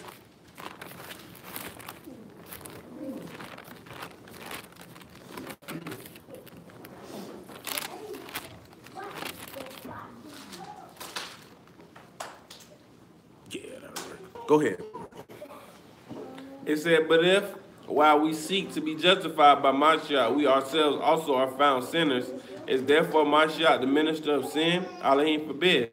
For if I build again the things which I destroyed, I make myself a transgressor. So if you try to, remember we talked about this last night, right? If a person needs to crucify themselves afresh and to need to come back to repentance, you done put this man to an open shame. Read that part again, what he just said, right? He said, if I try to rebuild the things that I destroyed, I become a sinner. So you're supposed to destroy the body of sin, but yet you building it back up to do the same things all over again. What did Paul tell you in 1 Corinthians chapter 3 about defiling the house of Elohim? No, he said, if you whosoever defile the temple of Elohim, Elohim shall destroy them. You know what I'm saying? So if you saying you destroy, what did Hamashiach say? Destroy this temple and I'll do what? So if I done died, I'm going to rebuild it, and I'm going to rebuild it in the image of Elohim. So if you are say you have destroyed this temple to rebuild it again as a transgressor, you ought to go to hell for that. He didn't build the temple to defile it. So I destroyed the temple to rebuild it, to defile it, for me to destroy it again and rebuild it again. What type of sense does that make? That doesn't make any sense. That comes down to your passion and your desire and your faith to do it. You know what I'm saying? A lot of people like to say that's what it comes down to. How bad do you want to do it? Or is this just something you do in the past time? Or you just want to be a part of something? Or you just want to say you're doing something? Because if you're not 100% fully dedicated to it, then you're not going to get the results you claim that you want to extract from your activity, from your endeavor. Do you know what I'm saying? We can't fail at this. Y'all do know what happens when you fail at this, right? You die forever and ever and ever.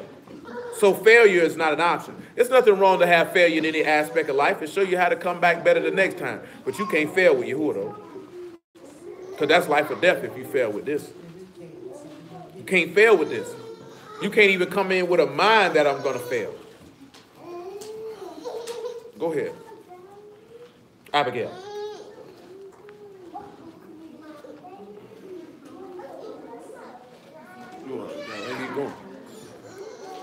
Come on here. And say, for I am through the law, I am dead. For I through the law am dead to the law, but might live unto Elohim.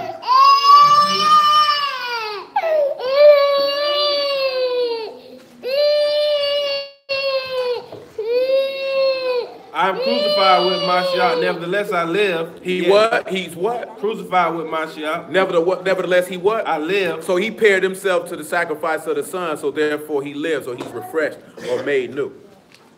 Go ahead. Yet not I, but the Mashiach liveth in me. Not who? Not I, but the Mashiach. So now the word live in me. Yahushua live in me. I don't live for myself anymore. Continue.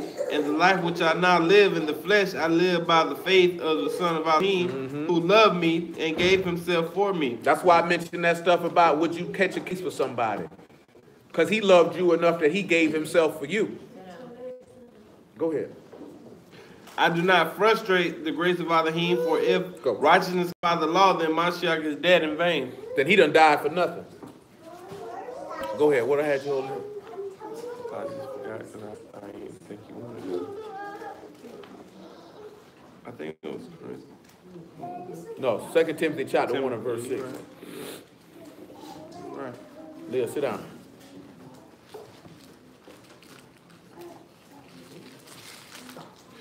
Wherefore I put thee in remembrance that thou stir up the gift of Elohim which is in thee by the putting on of my hands. What else? For Elohim have not given us a rock of fear, but of power and of love and of a sound mind. Go ahead. Be not therefore ashamed of the testimony of our master, nor of me, his prisoner. Go but ahead. Be thou partaker. Be thou what? Partaker. Of what? Of the afflictions of the Basora according to the power of Elohim. So the afflictions of the good news is according to the power of Elohim, which we didn't discuss for probably about the last month and a half. See, it's power in those afflictions. He said he was ready to die from his youth up. See, remember, what was these words we were talking about last night? When we were talking about changing your garments and shaving, can anybody remember what that word shave was telling us about? When we were looking at Joseph, he said he shaved his beard. Remember that word is galak, and it was telling you how the messenger would teach you how to separate yourself. Then you'll turn around and you'll be changed. So now the entrance of the teaching will guide you to separate yourself. And then, of course, because you changed your garments, now this teaching will breathe power that will support and protect you forever. So this is dealing with the conversion of being born again. And you can't be converted until you sacrifice yourself. Then we didn't read what Paul said he was crucified with who? With Hamashiach. And he said, I no longer live, but this man live in me. See, I don't live for myself anymore. I allow the word to dictate my actions and where I go. Continue. And after that, Psalms 119 and 130. It says, who has saved us and called us with a Kadash calling, not according to our works, but according to his own purpose and grace, which was given us in the Mashiach Yahushua before the world began. But is not made manifest by the appearing of our Savior, Yahushua HaMashiach, who has abolished death. He has what? Abolished death. And what else? And have brought life and immortality to light through the Basora of the good news. So the good news was about what? His death, his burial, and his resurrection. So through this man's sufferings, you got a chance to live. That's why he told you to be a partaker of the afflictions or to join yourself to his sacrifice. See, you're not going to make it if you don't, death won't be abolished in you if you don't do that. It said he condemned sinful flesh in the flesh because he went and died. So you have to go do the same thing. And if you go do that, then your desire and passion are going to be to your God and not to yourself. See, that's where we be messing up at. You still trying. You can't, that man told you, you cannot serve two masters. Because you're going to love one and despise the other. You're going to cleave to one and let go of the other. You know how people say you can love two people at the same time? That's impossible. If we take on what Yah said, he said you can't do it. We seen that with Jacob, with Rachel and Leah. He loved one and hated the other. You know what I'm saying? It's going to be impossible. It's going to be impossible. Nigga tell me, nigga say, well, I got multiple wives. Nigga tell me a lie if he say he loved all them women equally. It's one of them he loved more than the rest. You know what I'm saying? You're going to treat her different. So when you look at it, you can't love Yah and love yourself. Because somebody's gonna lose. And guess who 99.9% of the time the one who's going to lose? Yah's going to lose. Because you're going to continue to feed your own desires and do your own will. And that's going to be impossible. You can't do both. You can't do both. You're going to have to pick one. Matter of fact, since I mentioned that, Matthew chapter 6.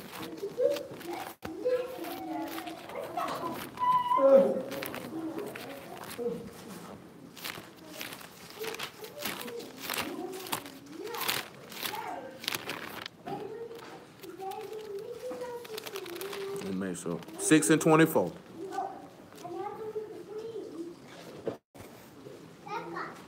Or make it 21. Or make it 20. Or make it 18 actually. Or 19. He said, lay not up for yourselves treasures upon the earth, where moth and rust doth corrupt, and where thieves break through and steal. But lay up for yourselves treasures in Shamahim, where neither moth nor rust doth corrupt, and where thieves do not break through nor steal. For where your treasure is, there will your heart be also. The light of the body is the eye. If therefore the eye be single, thy whole body shall be full of light. But if thy eye be evil, thy whole body shall be full of darkness. And if therefore the light that is in thee be darkness, how great is that darkness? No man can serve two masters, for he will hate the one and love the other, or else he will hold to the one and despise the other. You cannot serve Elohim and Mammon. So when you look at that, when you look at Mammon, the thing, you can't serve the world and your flesh and serve Elohim. You got to choose. This is why he told you can't be hot or cold. I mean, lukewarm. He needs you to be hot or cold. You're going to have to make a decision. You're going to have to make a choice. Let's come over here to what I wanted, man. I want to come back to Hosea 12 and 9, or what we looked at Wednesday. Nah, I ain't worried about it right now.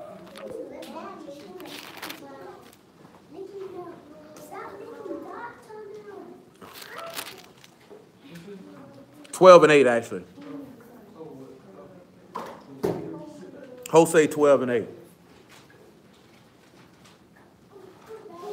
And Ephraim said, yet I am become rich, I have found me out substance, and all my labors, they shall have find no iniquity in me that was sin. Now the word that we looking at is substance. And that word is own. And it means vigor or generative power.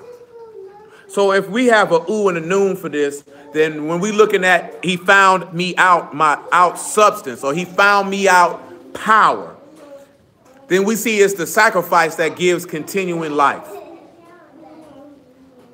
He's saying all of my substance and all of my power. See, and when you look at this here, right, the power of Mashiach is in the sacrifice. This is why he told Paul, my grace is sufficient for thee, for my grace is made perfect in weakness. The power of Elohim is contained in the sacrifice.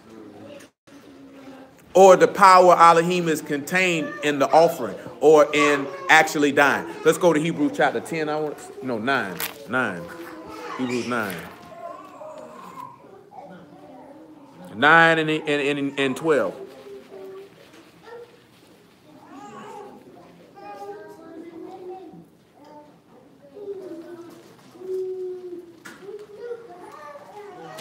See, I don't think we really look at the fact that the power was in the sacrifice. Because he says substance, so this is generative power. This is where your power comes from. You can't get continual life without the offering to Yahushua's body, as we just read Paul said in Galatians chapter 2. What that is, 82 minutes. 22. What time is it? 4:11. He said, neither by the blood of goats and calves, but by his own blood, he entered once into the Kadesh place, having obtained eternal redemption for us. For if the blood of bulls and goats and the ashes of a heifer, sprinkling the unclean, sanctified to the purifying of the flesh, how much more shall the blood of Mashiach, who through the eternal Ruach offered himself without spot to Elohim, purge your conscience from dead works to serve the living Elohim? Because remember, it said in his power there was found no sin. And we talked about that because we looked at what the Mashiach's working in his actions, in his labor, there was no sin in it. So now if you know that the power of his substance is the sacrifice of continuing life, then why does this sacrifice not purge your conscience from dead works that you could serve him? Let's look at Romans chapter 6 for that matter of fact, I was going to say. Yeah, 6 and 17. I might not want 17. Yeah, 17 is fine.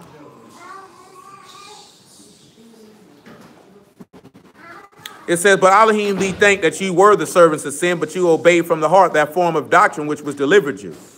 Being then made free from sin, you become the servants of righteousness. I speak after the manner of men because of the infirmity of your flesh. For as you have yielded your members servants to uncleanliness and to iniquity unto iniquity, even so now yield your members servants to righteousness unto Kadash. For when you were the servants of sin, you were free from righteousness. What fruit had you in those things whereof you are now ashamed? And the end of those things is death.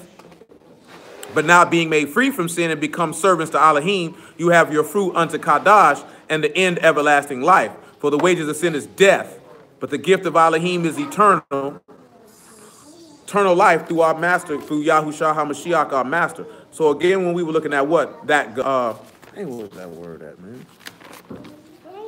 When we were looking at that Gava to be ready to die, and now you're beginning to experience the sacrifice of the messenger, this would have allowed you to understand You should have been, anything you did before the word, you should have been ashamed of it.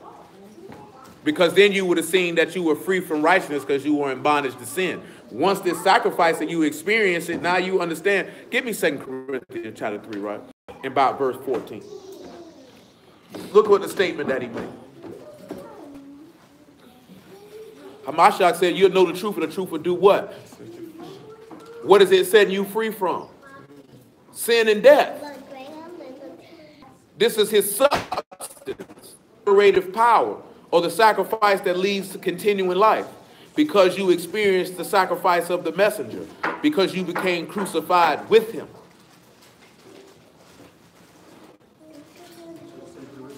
(3 and 14).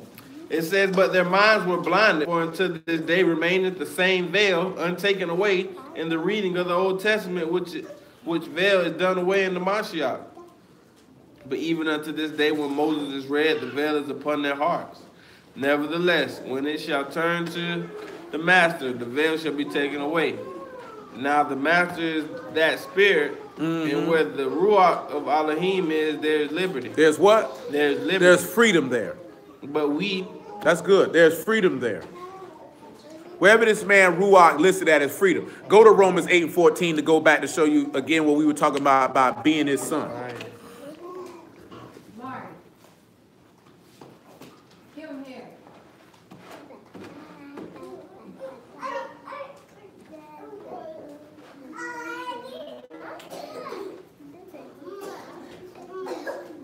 Romans 8 and 14. Make it 11. It says, but if the Ruach of him that raised up Yahushua from the dead dwell in you, he that raised the Mashiach from the dead also is quickened bodies by his Ruach that dwelleth in you. Therefore, brother, we are debtors, not to the flesh to live after the flesh. For if we live after the flesh, ye shall die. But if ye through the Ruach do mortify the deeds of the body, ye shall live. For as many that are led by the Ruach of Elohim, they are the sons of Elohim. So if you led by, how the only way you're going to be led by the Ruach of Elohim, you got to be born again. That's the only way.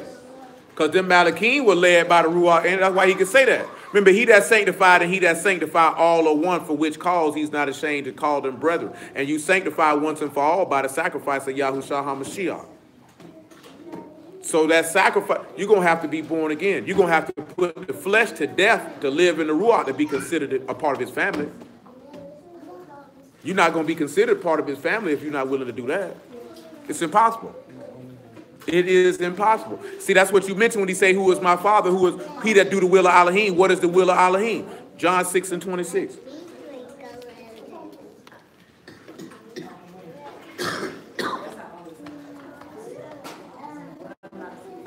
It said, Yahushua answered them and said, verily, verily, I say unto you, ye seek me not because ye saw the miracles, but because ye did eat of the loaves and were filled. Labor not for the meat which perishes, but for the meat which endureth unto everlasting life, which the Son of Man shall give unto you. For him have Elohim the Father sealed. Then said they unto him, what shall we do that we might work the works of Elohim? Yahushua answered and said unto him, this is the work of Elohim, that you believe on the Son, believe on him who he sent. If you believe on him whom he sent, wouldn't you sacrifice yourself? You can't tell me you believe on this man and you're not willing to do what he did. Let's see that. 1 John 2 and 3. Every Hebrew like to quote this one here. But they ain't quoting it as he quoted. It said to walk like he walked. Well, how did this man walk? That man walked himself right up there to that tree and said, nail me to it. I ain't going nowhere. Did he run? Did he hide? Matter of fact, they say, who you looking for? He said, Yahushua Nazareth. They say, who? He asked them 3 times, who you looking for? He said, I'm the one you looking for, nigga. You keep coming around here, I'm right here, cuz. Y'all know, you know what I'm talking about? You know what I'm talking about? You don't know about that? Go on, get him John 18 first, then. He don't know about that. John chapter 18, right? Pick it up, verse 1. He don't know about that. It said, when Yahushua had spoken these words, he went forth to his disciples over the brook of Cedron, where was a garden into which he entered in with his disciples. And Judas also betrayed him, knew the place, for Yahushua oftentimes resorted there with his disciples. Yahushua then, having received a band of men, the officers from the chief priests and Pharisees, coming thither with lanterns and with torches and with weapons. Yahushua therefore, knowing all things that should come upon him, went forth and said unto them, Whom ye seek? Who seek ye? Who you looking for? And they answered him, Yahushua of Nazareth. Yahushua said unto them, I am he. And Yehuda also, which betrayed him, stood up with them. And as soon as he had said unto them, I am he, they went backwards and fell to the ground. Then asked he them again, Whom seek ye? And what they say? And they said, Yahushua of Nazareth. And he said, I am he. And Yahushua answered, I have told you that I am it. I am. If therefore ye seek me, let These little ones go. That the saying might be fulfilled, which he spoke of them which thou gavest me, have I lost none. None. And then Simon Peter, having a sword, drew That's it. good right there. You see when they came to look for him, he told them, who you looking for? He said, I'm the one you looking for, nigga. What's happening? He said, well, check this out. Go ahead and take me. Let them on go ahead and slide on to the house. Because I ain't got time for your foolishness. So he didn't hide. He didn't run. He let them know what's happening. What's happening? Come on, where you was at for that?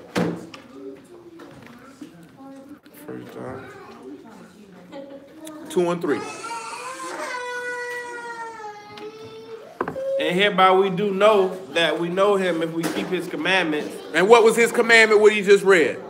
In John, to believe on him whom he has sent. Go ahead. It said, he that saith, I know him and keepeth not his commandments is a liar, and the truth is not in him. Pause. Now go to John 8 and 46. What does it mean to know Yahuwah? That means you would know that he's Yahuwah Elohim, abundant in what? Goodness, truth, mercy, long suffering. See, niggas think I just know him because you keep the command. Nigga keeping the commandments still don't know y'all.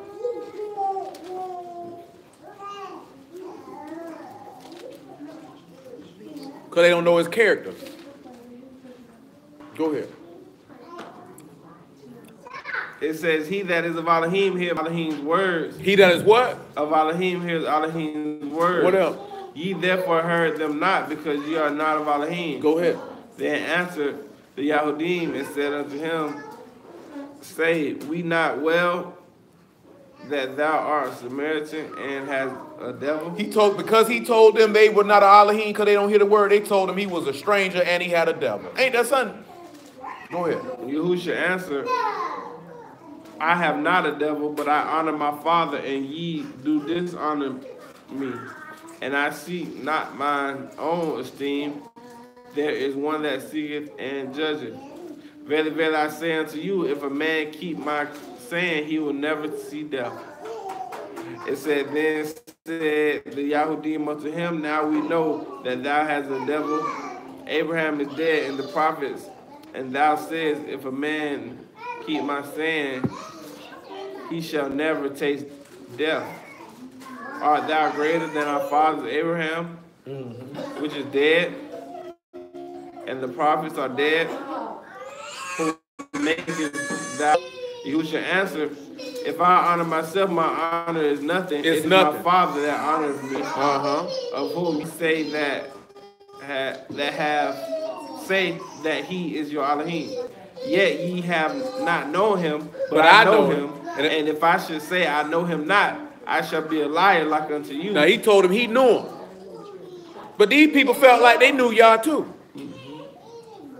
But he said if Elohim, if he were your Elohim, you would receive me because I proceed and come forth from him. So knowing Elohim ain't just keeping his commandments, it's having a faith and hope in him. That's to know him. Didn't we just see that they said in Jeremiah chapter 9, they refused to know me through what? Deceit. Lies. Lies. So knowing him ain't just keeping commandments. Knowing him is knowing who he is and trusting in him. They go hand in hand. You can't have one without the other. Come back to 1 John chapter 2.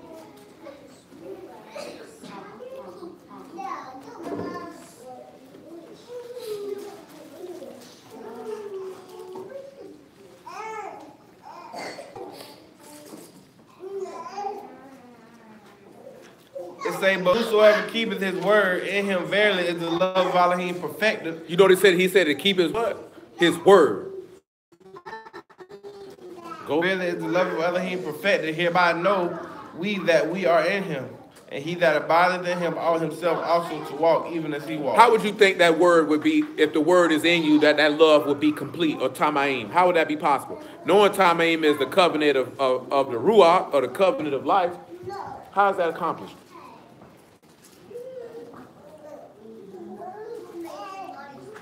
He said, whosoever keep his word, the love of Elohim is perfected. So how is the love of Elohim perfected?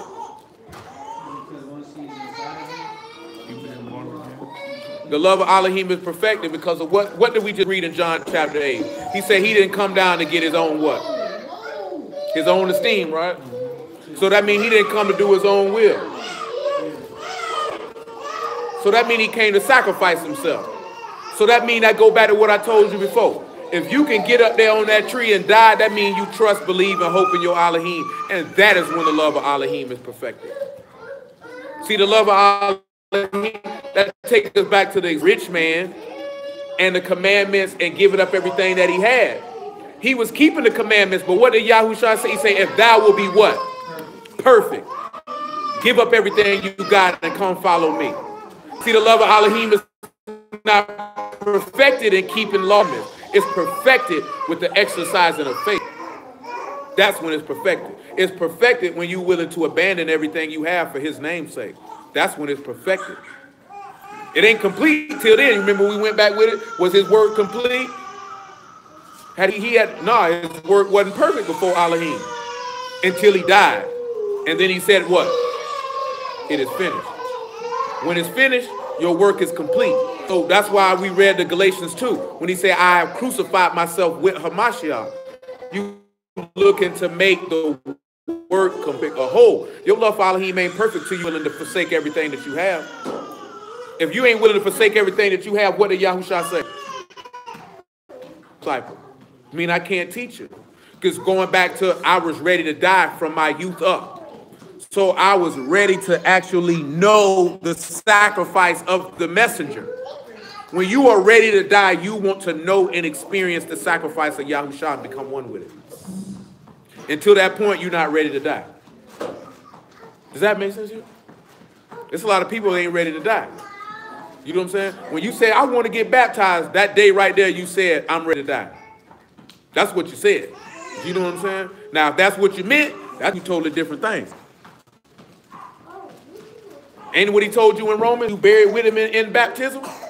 So that means you said, shoot, I'm ready to get up on that tree today. But in reality, you wasn't ready to get up there. Because you hadn't strengthened the things that were ready to die. So therefore, you died prematurely. Now you done messed around and brought the man to an open shame. You know what I'm saying? That's ugly right there. That's why you, I told you, man, that's why you have to consider every decision and move that you make, because you're supposed to be dead to sin and alive to Elohim.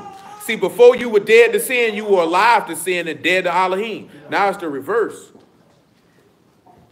See, we realize that's what Romans 6 was telling us one. You was alive to sin. You were dead to Elohim because you in sin, therefore you dead. So let me send a sacrifice down here to free you from sin, so now you can be dead to sin and alive to me. But yet we still trying to be alive to sin and alive to Yahuwah at the same time. And that's impossible because something has to be dead. They can't exist in the same space. Job 32, please, sir. 32 and about verse 15. Matter of fact, well, I'll work it by it. Don't worry about it. I'll work it by it. Matter of fact, don't even worry about that quite yet. Go back to Psalms 88 and 15 and read that verse again.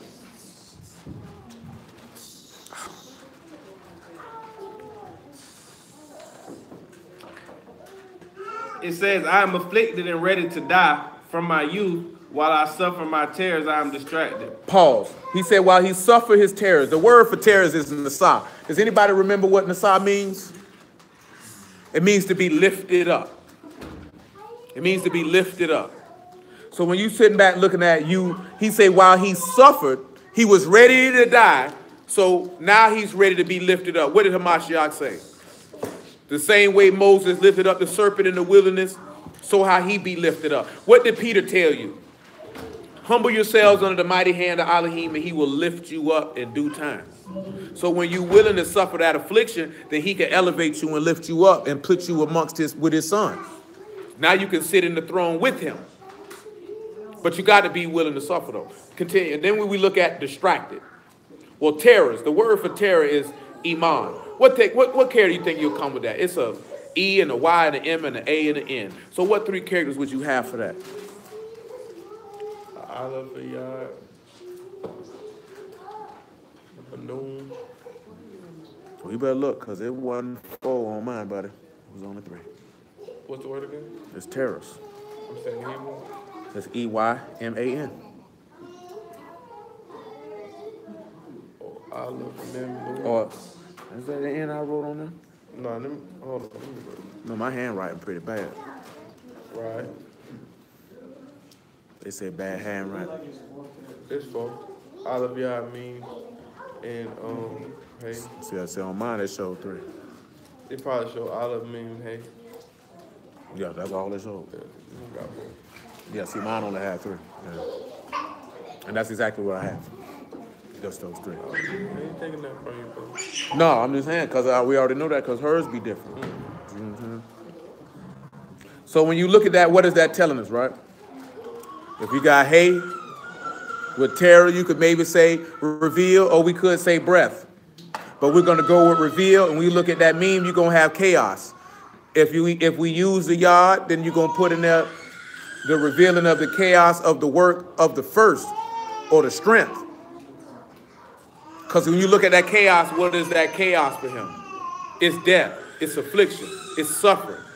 Because what did it say about his terrors? He was ready to die while he suffered terrors. He was distracted. When you look at distracted, the word is poon. It means perplexed. What characters would you think you could get out of that? It ain't but 3. You spell the word P-U-W-N.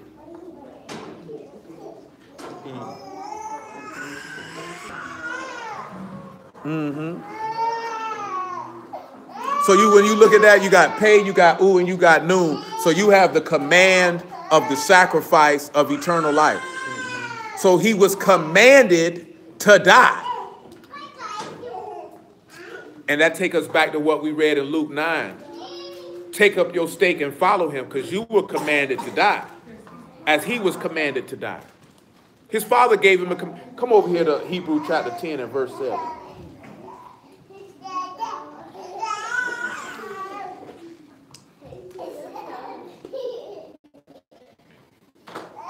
See, people don't be wanting to die, and that's their problem. Say Hebrew 10 and 7? Yep, 10 and 7. It said, then said I, lo, I come in the volume of the book, it is written of me. It is what? It is written of me. To do what? To do thy will, O Elohim. Uh-huh. Above, when he said sacrifice and offering, burnt offerings, the offering of sin thou would have not, neither had pleasure therein, which are offered by the law. Then said he, lo, I come to do the will, O Elohim. He taketh away the first, that he may establish the Now that goes to what we read in John when he said, to this end was I born, and for this cause came I into the world. Do you know what I'm saying? I was commanded to die. He said, I am not sent but to the lost sheep of the house of Yasharal, to do what? To make my life a ransom for many. So when you look at that, when he was perplexed, he's really perplexed about what? I got to die. That's the command that I was given. And guess what? You know why we use that instant? Because niggas walk around here perplexed that they got to die. You mean I can't do this and I can't do that? And I can't do this and I can't do that? Now you perplexed because you hearing the commandment to sacrifice yourself to live, and you don't want to do it. But go back to what we read with Paul. You be partakers of the afflictions of the gospel, because immortality has been brought to life through it. It's been brought to life through it. Job 32 and 17. Make it 15.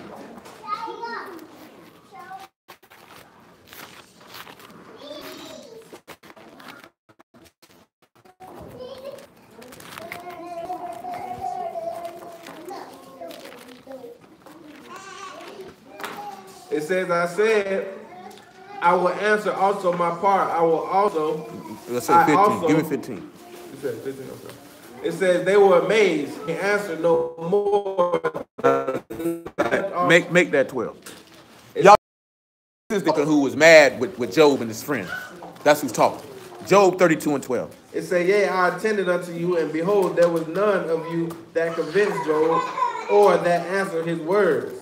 Lest ye should say, we have found out wisdom. Elohim thrusted him down, not man. Sit back. Who thrusted Yahusha down?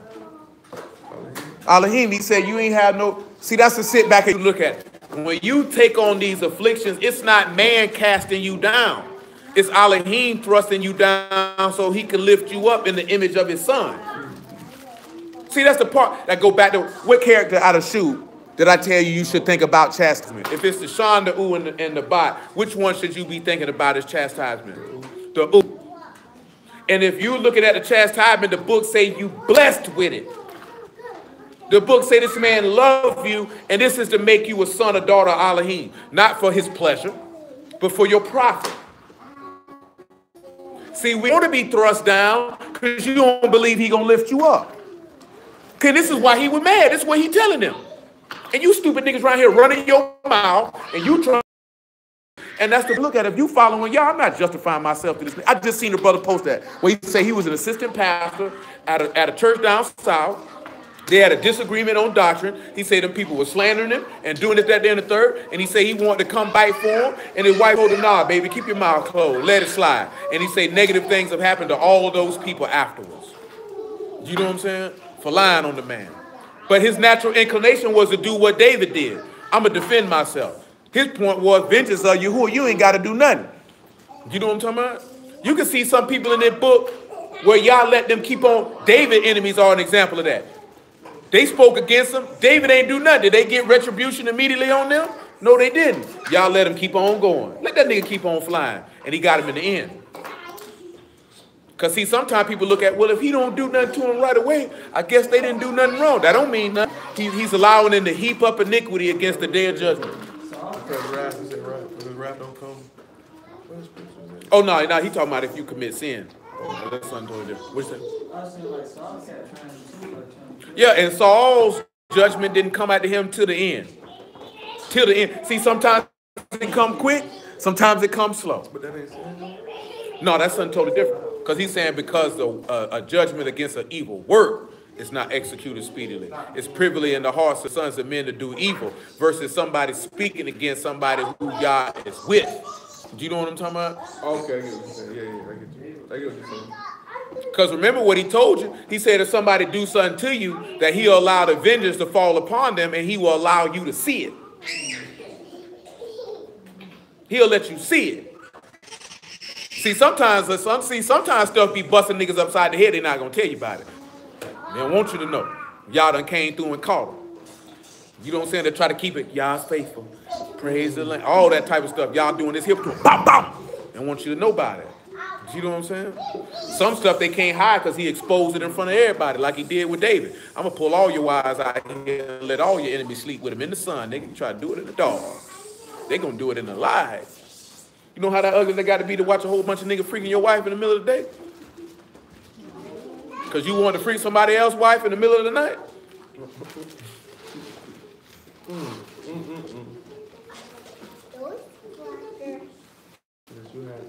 Job 32, man. Keep it rolling. It's just what it is, man. Niggas don't like to hear it, though. But it's what it is. You're going to have to hush your mouth. Hush your mouth. At 16. It said, when I had waited, for they spake not, but stood still and answered. Nah, you didn't. His words against me, neither will I answer him for your speeches. You see what he said? I'm not answering you niggas. Come on. They were amazed. They answered no more. They left off speaking. What he said, though? When I had waited, they spoke still and answered no more. I said, I will answer also my part. I also will show my opinion. For I am what? For I am full of matter. For I am full of matters. The ruach within me explaineth. Go ahead. Behold, my belly is as wine which have no vent. It is ready to burst like new bottles. What y'all think he mean when he say my belly is like wine with no? It's ready to burst like new bottles. What you think he mean? Now the word for no vent is patak. P-E-T-H-A-C-H. It means to open or loosen. Also means to engrave, but clearly we're not talking about engraving here. So what character would you use for this? For patak?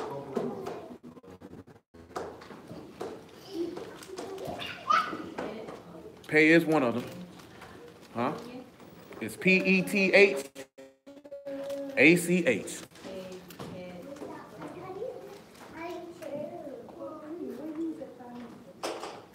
Leah, sit up and close your legs. What would be the last one?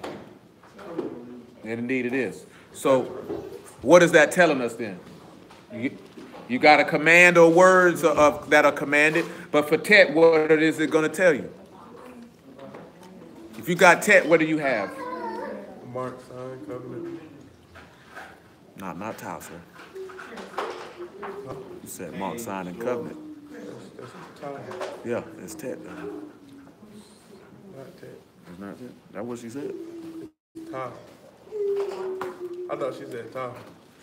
It's definitely tau. That ain't what she said. It's definitely. I thought you wrote it down, brother. No, I didn't. Oh, yeah. It's tau. It's pa tau. Cot.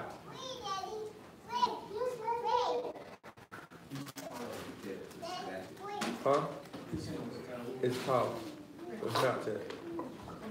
So what that telling you?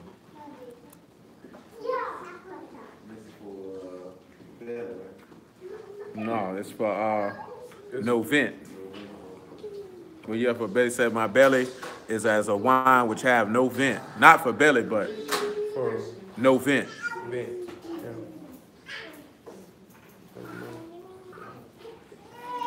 So you have the words of the covenant of life are going to separate you. So what do you think he means when he says my belly is his wine that doesn't have anything to open it with? It has no way to release itself. Then he tell you after that it's ready to burst like new bottles. The word for bottles is, well, the word for new is kadash, which is the word for renew. Do y'all remember what renew meant and what it was telling us? It means to make new or to repair. It's the kot, the dalet, and the shan. So that's the pair that is separated to enter into the door. So now you have a pair that is separated to enter into the door with the bottles, which is the oob, which is the oo and the bat. So what is that telling you? The sacrifice of the son. So when we look at this statement, behold, my belly is his wine, which have no vent. There's no opening for the wine to leave. What is that telling us? Well, let's look and see what it's telling us. Joel, chapter 3, verse 15.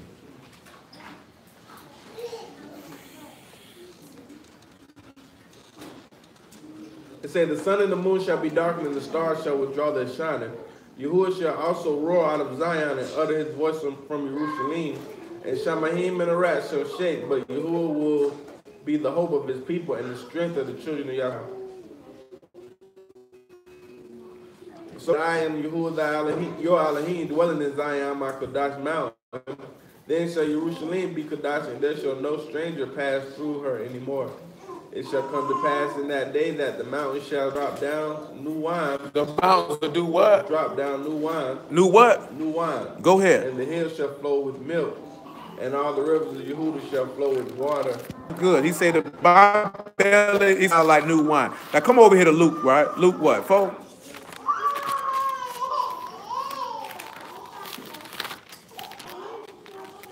It's Luke 5, actually. Luke 5 and 36. Luke 5 and 36.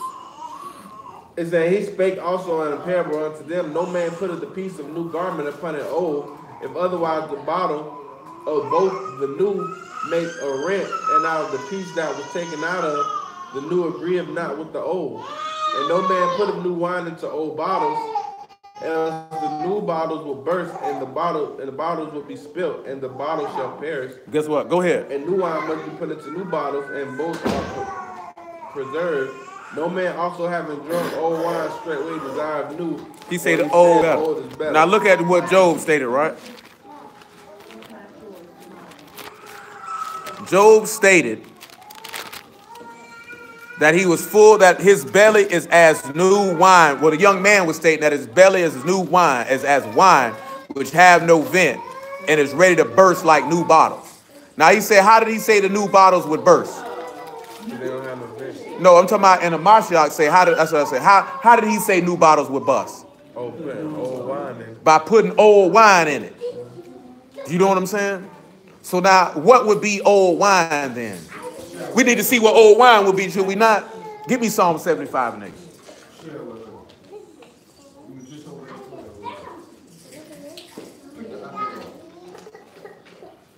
It say, for in the hand of Yahuwah there is a cup. There's and a what? wine is red. And the wine is what? Red. Is what? It's red. Go ahead. It is full of mixture, and he poured out of the same, but the dregs thereof, all the wicked of the earth shall rend them out and drink them. And they're what? They'll drink.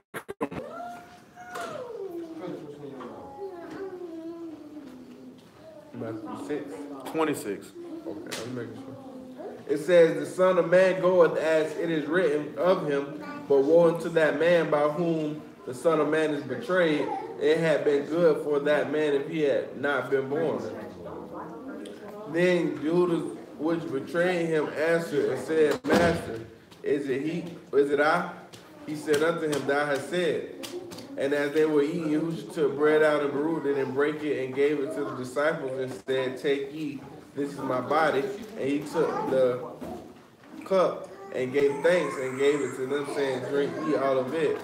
For this is the blood of the New Testament, which is shed for many for the remission. So can we say he just drunk some old wine?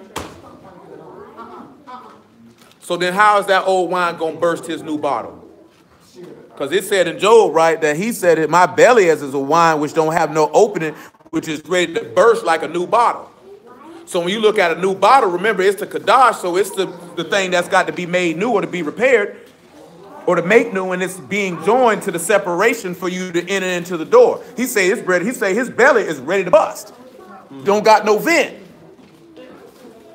It's ready to be burst like new bottles. So if it's ready to burst like new bottles, it's the sacrifice of the Son. So now you're being paired, right? New bottles is being paired to the separation to enter into the door.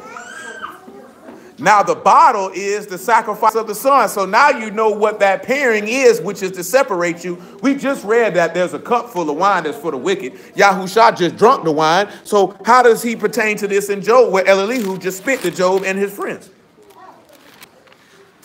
How is his belly as wine which have no vent, which is ready to burst like a new bottle?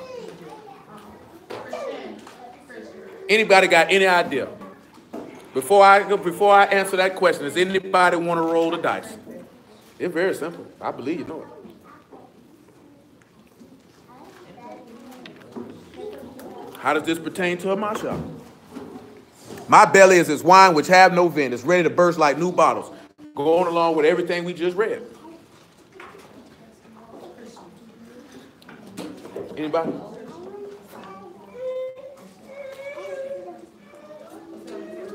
You ready to take a shot at that? Give me John chapter 18, man. Give me verse 30.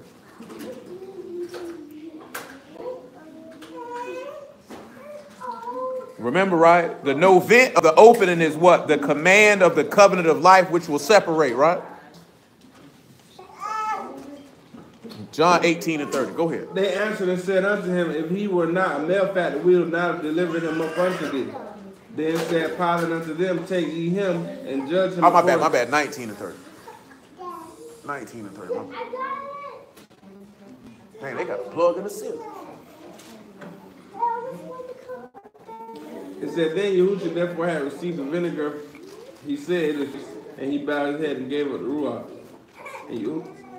And Yahushua, it said, and the Yahudim therefore, because it was the preparation that the body should not remain on the stake until the Shabbat, for the Shabbat day was a high day, they sought Pilate that their legs might be broken, At this point, and that they might be taken away. let's see what's going to happen.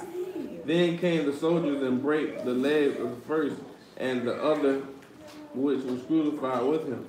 But when they came to Yahushua and saw that he was dead already, they brake not his legs. But one of the soldiers with a spear pierced the side. And what happened? And forthwith came out blood and water. Came out what? Blood and water. So what came out his side? Wine. Because his belly was ready to burst. Like this here. This is what happened. Why is this? But he'd have a vent. There was no way for it to come out. Where was it? How was it going to come out?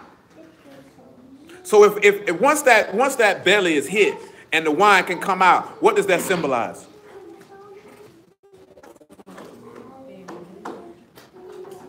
That to a certain extent, but what is it? Who else got their side opened up? But his side got closed. So what is that hole in his side symbolic of? It's symbolic of a woman's vagina, or the ability for him to give birth or continually give life. I wasn't going that deep. That's what I thought. Yes, to give life. He could continually give life through one man. Because why? Because he said through death, by death came by one man, so life come by one man. But he wasn't able to give you the command of the covenant of life, which will separate you. And what did he tell you in John 7:37? He that believe on me, as the scripture has said, out of his belly shall flow rivers of living water. But how can the water flow out of your belly without a vent? There has to be an opening for it to come out of. How is it flowing? You know what I'm talking about? And it came out blood and water, and what that gonna look like to some people? A little bit of wine. A little bit of wine for your infirmities. 1 John chapter 5, verse 5. Actually, verse 6. A little wine for your infirmities. I ain't gonna lie, I forgot that. A little wine. The word, the meaning of the word was throwing me off. But it makes sense now. Because that's why he said, I have no opening. And my belly is as wine, the wine ready to leave. But I ain't got no way to let it out. So they had to hit him in the side and let it out. Now it's like new bottles. So now you're paired to the sacrifice of the Son so you can be renewed and made fresh. 1 John 5 and 6. And then after that, we go to the book of Isaiah. And I'm just going to end with something that for everyone to consider. Because I think the point has been made about being ready to die from your youth up. This is he that came by water and blood. Came by what? Water and blood. Even Yahushua Mashiach, not by water only. Not by what? Water only. But by what else? But by water and blood. And the wine. My belly is as wine, ready to burst. Because you sit back and look at that. There's a reason why he got to get hit for that blood. Because once the blood hit the ground, what does that confirm? Go sit down. The covenant and with that top and the patah. Or in the no vent. That's what that confirmed. So when you look at his belly as wine with no vent, and you looking at that no vent, the covenant can't be made until the wine is released. Go ahead. Which is why we got to sacrifice ourselves to confirm that very same covenant. Continue. It says, not by water only, but by water and blood. It is the Ruach that bears witness, because the Ruach is true. For there are three that bear record in Shamahim, the Father, the Word, and the Ruach HaKodesh. And these three are one. They one. And there are three that bear witness on earth. That is the Ruach, the water, and the blood. These three agree in one. If we receive the witness of men, the witness of Elohim is greater. Is what? Is greater. It's greater. For this is the witness of Elohim. That's good. After you read that, finish Which that he verse. has testified of his Son. That's good right there. And you see that there how it is with the new bottle? Because now you a new vessel, and what can we do with that wine? We can put new wine in it, and therefore that bottle won't burst.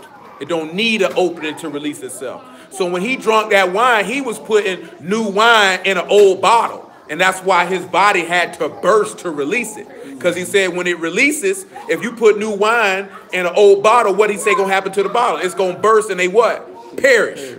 So when he drank that cup, he was putting old wine or old sin, well, new wine, I should say, which is the big, because he remember what we read in Matthew 26. He said, this is the wine for the what? New covenant. So I'm taking new wine, I'm putting in an old bottle, this bottle of flesh and blood, so it can burst and perish, so I can come back as flesh and bone and be a new creature, so that you can have my esteemed body versus your vile body. You see how that works?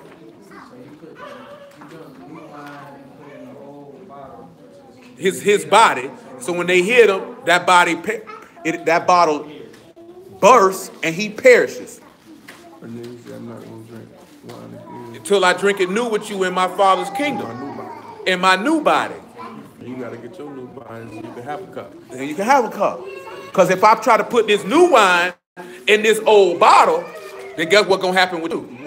You're going to perish. You're going to perish. Isaiah chapter 30 and verse 31. Make it 30. 30 and 30.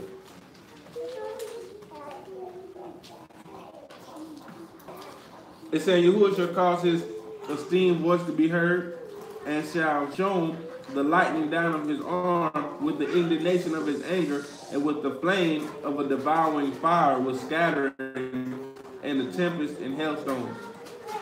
For through the voice of Yahuwah shall the Assyrian be beaten down with smoke with a rod. And in every place where the grounded staff shall pass, which Yahuwah shall lay upon him, it shall be with tabrets and harps, and in battles of shaking will he fight with. Here it is, verse 33, what we want. Come on. For Tophet is ordained of old, yea, for the king is he that made it deep and large, the power thereof is fire, and much wood, the breath of Yahuwah like a stream of brimstone doth kindle it. Anybody know what where Tophet is? You know what Tophet is? You know where that's at? I was assuming it's serious. Ask her, can she tell you where it's at? She can't tell you. Where it is. And where? Tophet is in the land. Southeast of the Valley of Hinnom. Y'all know what the Valley of Hinnom is? You know what the Valley of Hinnom is? What is the Valley of Hinnom? That's where the bodies is. You know, look at it, tell him what Tophet means. Read it to him, tell him what it means. Mine said place near Jerusalem. And on the other one it said a place of cremation. Place of, that's what's, what? Cremation. What? Cremation. Come over here to Matthew chapter 13 real quick, pick it up about verse 37. But he said it was ordained of old. So that means this was ordained from the ancient times. Ancient time. Dang. I don't think I never read that. I probably didn't know what it meant. Well, I knew what it meant without looking it up, just by the context of everything in the sentence. And the whole chapter, but that's neither here nor there. That's just deductive reasoning. That's all that was. Not I just caught this like this here. I'm piecing the words together in the sentence, and I just came to a rational conclusion. It just seemed like a place where they're going to be fighting, not necessarily. Yeah, I mean, I could understand if you came to that conclusion. Yeah, that was my conclusion. You know what I'm saying? Like I say, I'm talking about years ago. So when I first read this, I'm looking at fire, wood. Okay, he gonna burn people here. You know what I'm saying? Yeah. So that's what I mean when I say just piecing it together. Then, of course, also the verse 30 didn't also with that. So it's not just the 33, it's the stuff that came before it. So I'm putting two and two together like, okay, he's going to burn a lot of people here. Do you know what I'm saying? Yeah.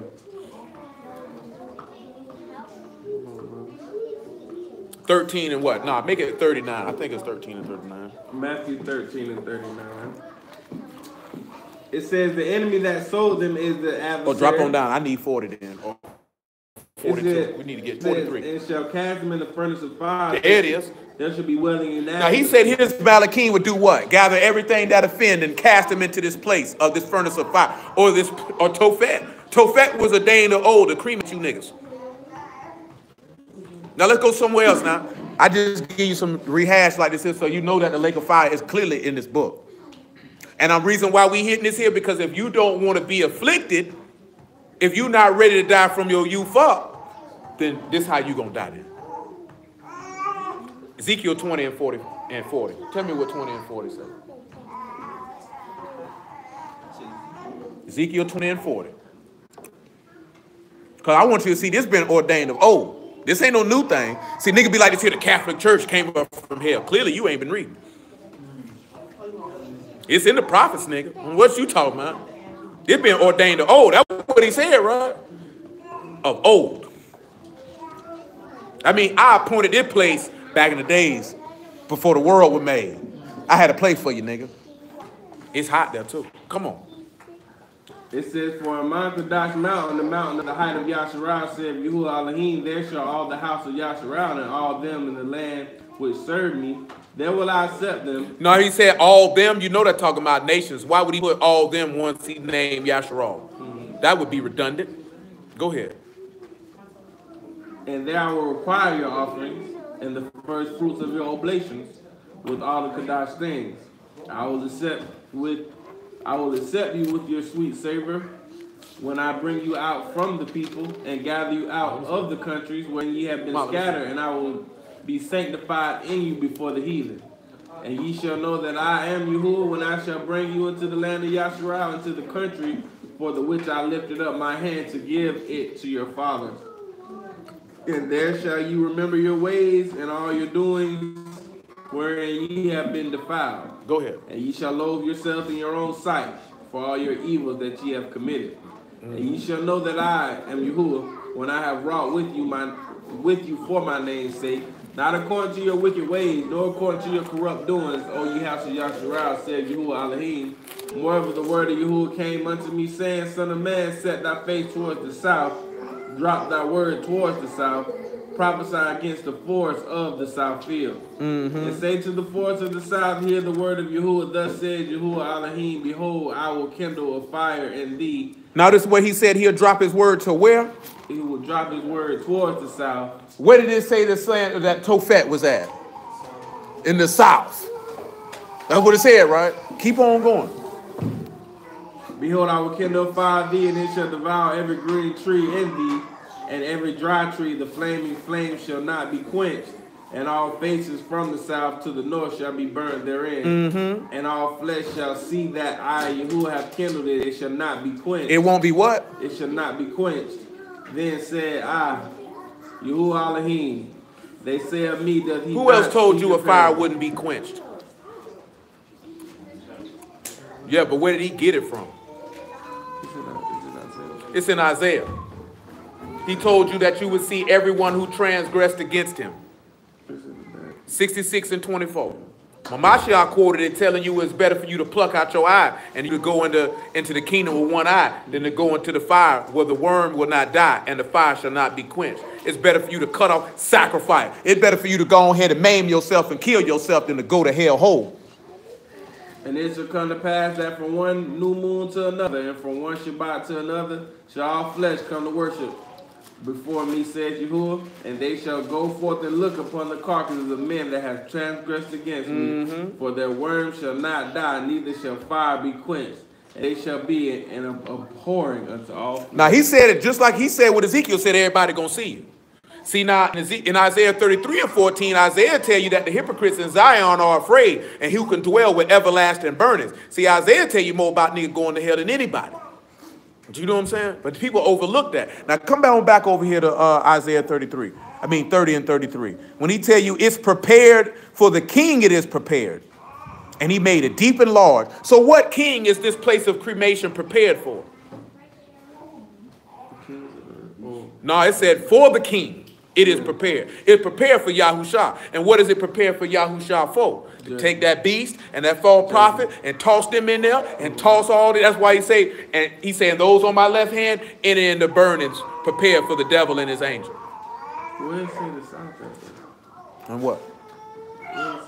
Where else it say the south? For what were you talking about? In that Ezekiel, it said the south. It said, drop your face towards the south and prophesy towards the south field. Yeah, what else it said that? The south. Outside of Ezekiel. That's what I was asking. No, it's just referring to that. That's going to have to, you know the map. You know what he referring to. He already in Jerusalem. Yeah, you got to know what... you got to know where Himnon and you got to know where Tophet is. Yeah, that's all I was asking. I thought they said it. No, you got to know where. If you know where it is, you know exactly what he talking about. If you don't know what it is, then you don't know what he talking about. You know what I'm saying? Yeah, you got it. We're going back to Isaiah 33, right? And for that word pile, thereof is fire. That word is Madua.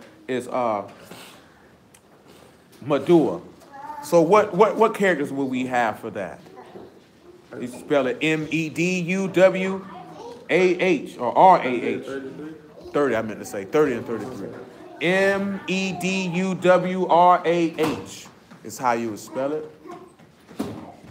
Clearly you'd have a mean. What would you have after that? Well, clearly you would have a dalet. And what would you have after that? Clearly you would have an u.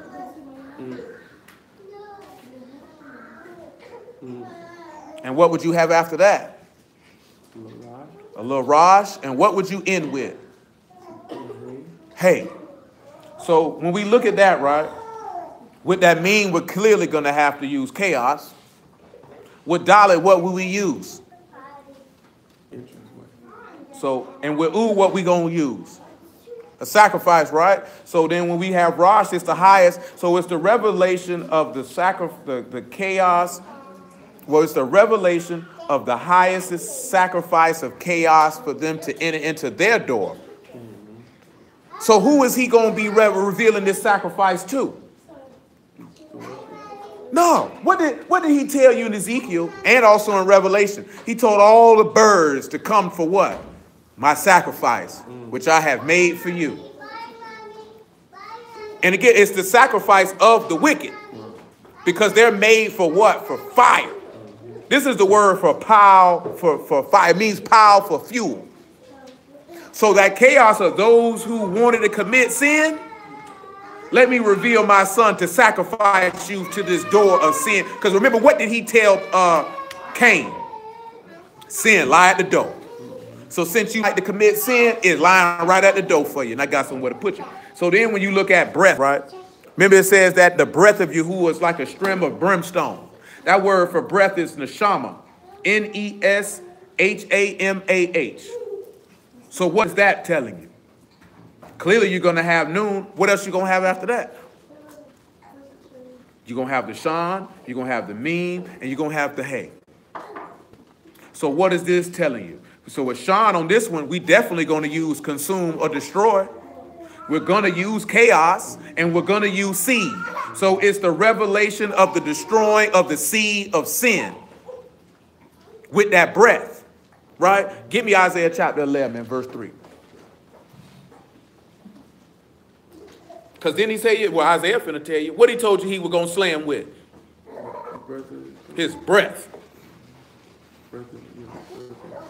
It say, and he shall make him quick of understanding in the fear of Yahuwah, and he shall not judge after the sight of his eyes, neither reprove after the hearing of his ears. But with righteousness shall he judge the poor, and reprove with equity for the meek on the earth. And he shall smite the earth with the rod of his mouth, and with the breath of his lips. With the what? The breath of his lips shall he slay the wicked. Matthew 25 and 41, man. See, you don't want no parts of that right there. You want Matthew 25 and 41. You don't want no parts. It say, then shall he say also unto them on the left hand, depart from me, ye cursed, into everlasting fire, prepared for the adversary and his malakim. So you see this here? That's going to be the revelation of the destroying of the seed of chaos. When Hamashiach is returned, he's returning to destroy the wicked. One of the things that I mentioned y'all last night and we didn't read it. In 1 Thessalonians chapter 5, he talks about what? That you were not appointed for wrath, but salvation through Yahushua HaMashiach. And that's why I'm ending with that, because we started with dealing with what? If you are ready to die from your youth up, and that you are ready to allow to have revealed to you or to experience the sacrifice of the messenger in order to be paired to the separation to enter into the door being renewed, then that won't be a problem for you. See, anybody who's not willing to get up on the stake is going to be destroyed. No different than the serpent who he told to go upon his belly because you mind earthly things and your God is your own belly and you do your own will. But when you sacrifice yourself, then you are free from that wrath and you are free from that condemnation, and therefore you have freedom in Yahushua and you will live forever. But if not, this man will be revealed to slay you with his breath and burn you in the place of Tophet. The reason why I will show you that, because I want y'all to see that that is an actual location where it's at, because niggas say don't nobody know where hell at. The book tells you exactly where it's at and where it's going to be. Do you know what I'm saying? Like it's right here, Tophet, right near the Valley of Hinnom, right outside of Jerusalem. People going to be thrown in there. And why do you think Amashak kept talking about a furnace of fire over and over and over again if it wasn't going to be a place that you could validate in the Tanakh that this is where these people going? You know what I'm saying?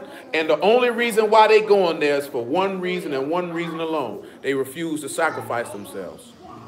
They refuse to be a partaker of the affliction. They were not ready to die from their youth up.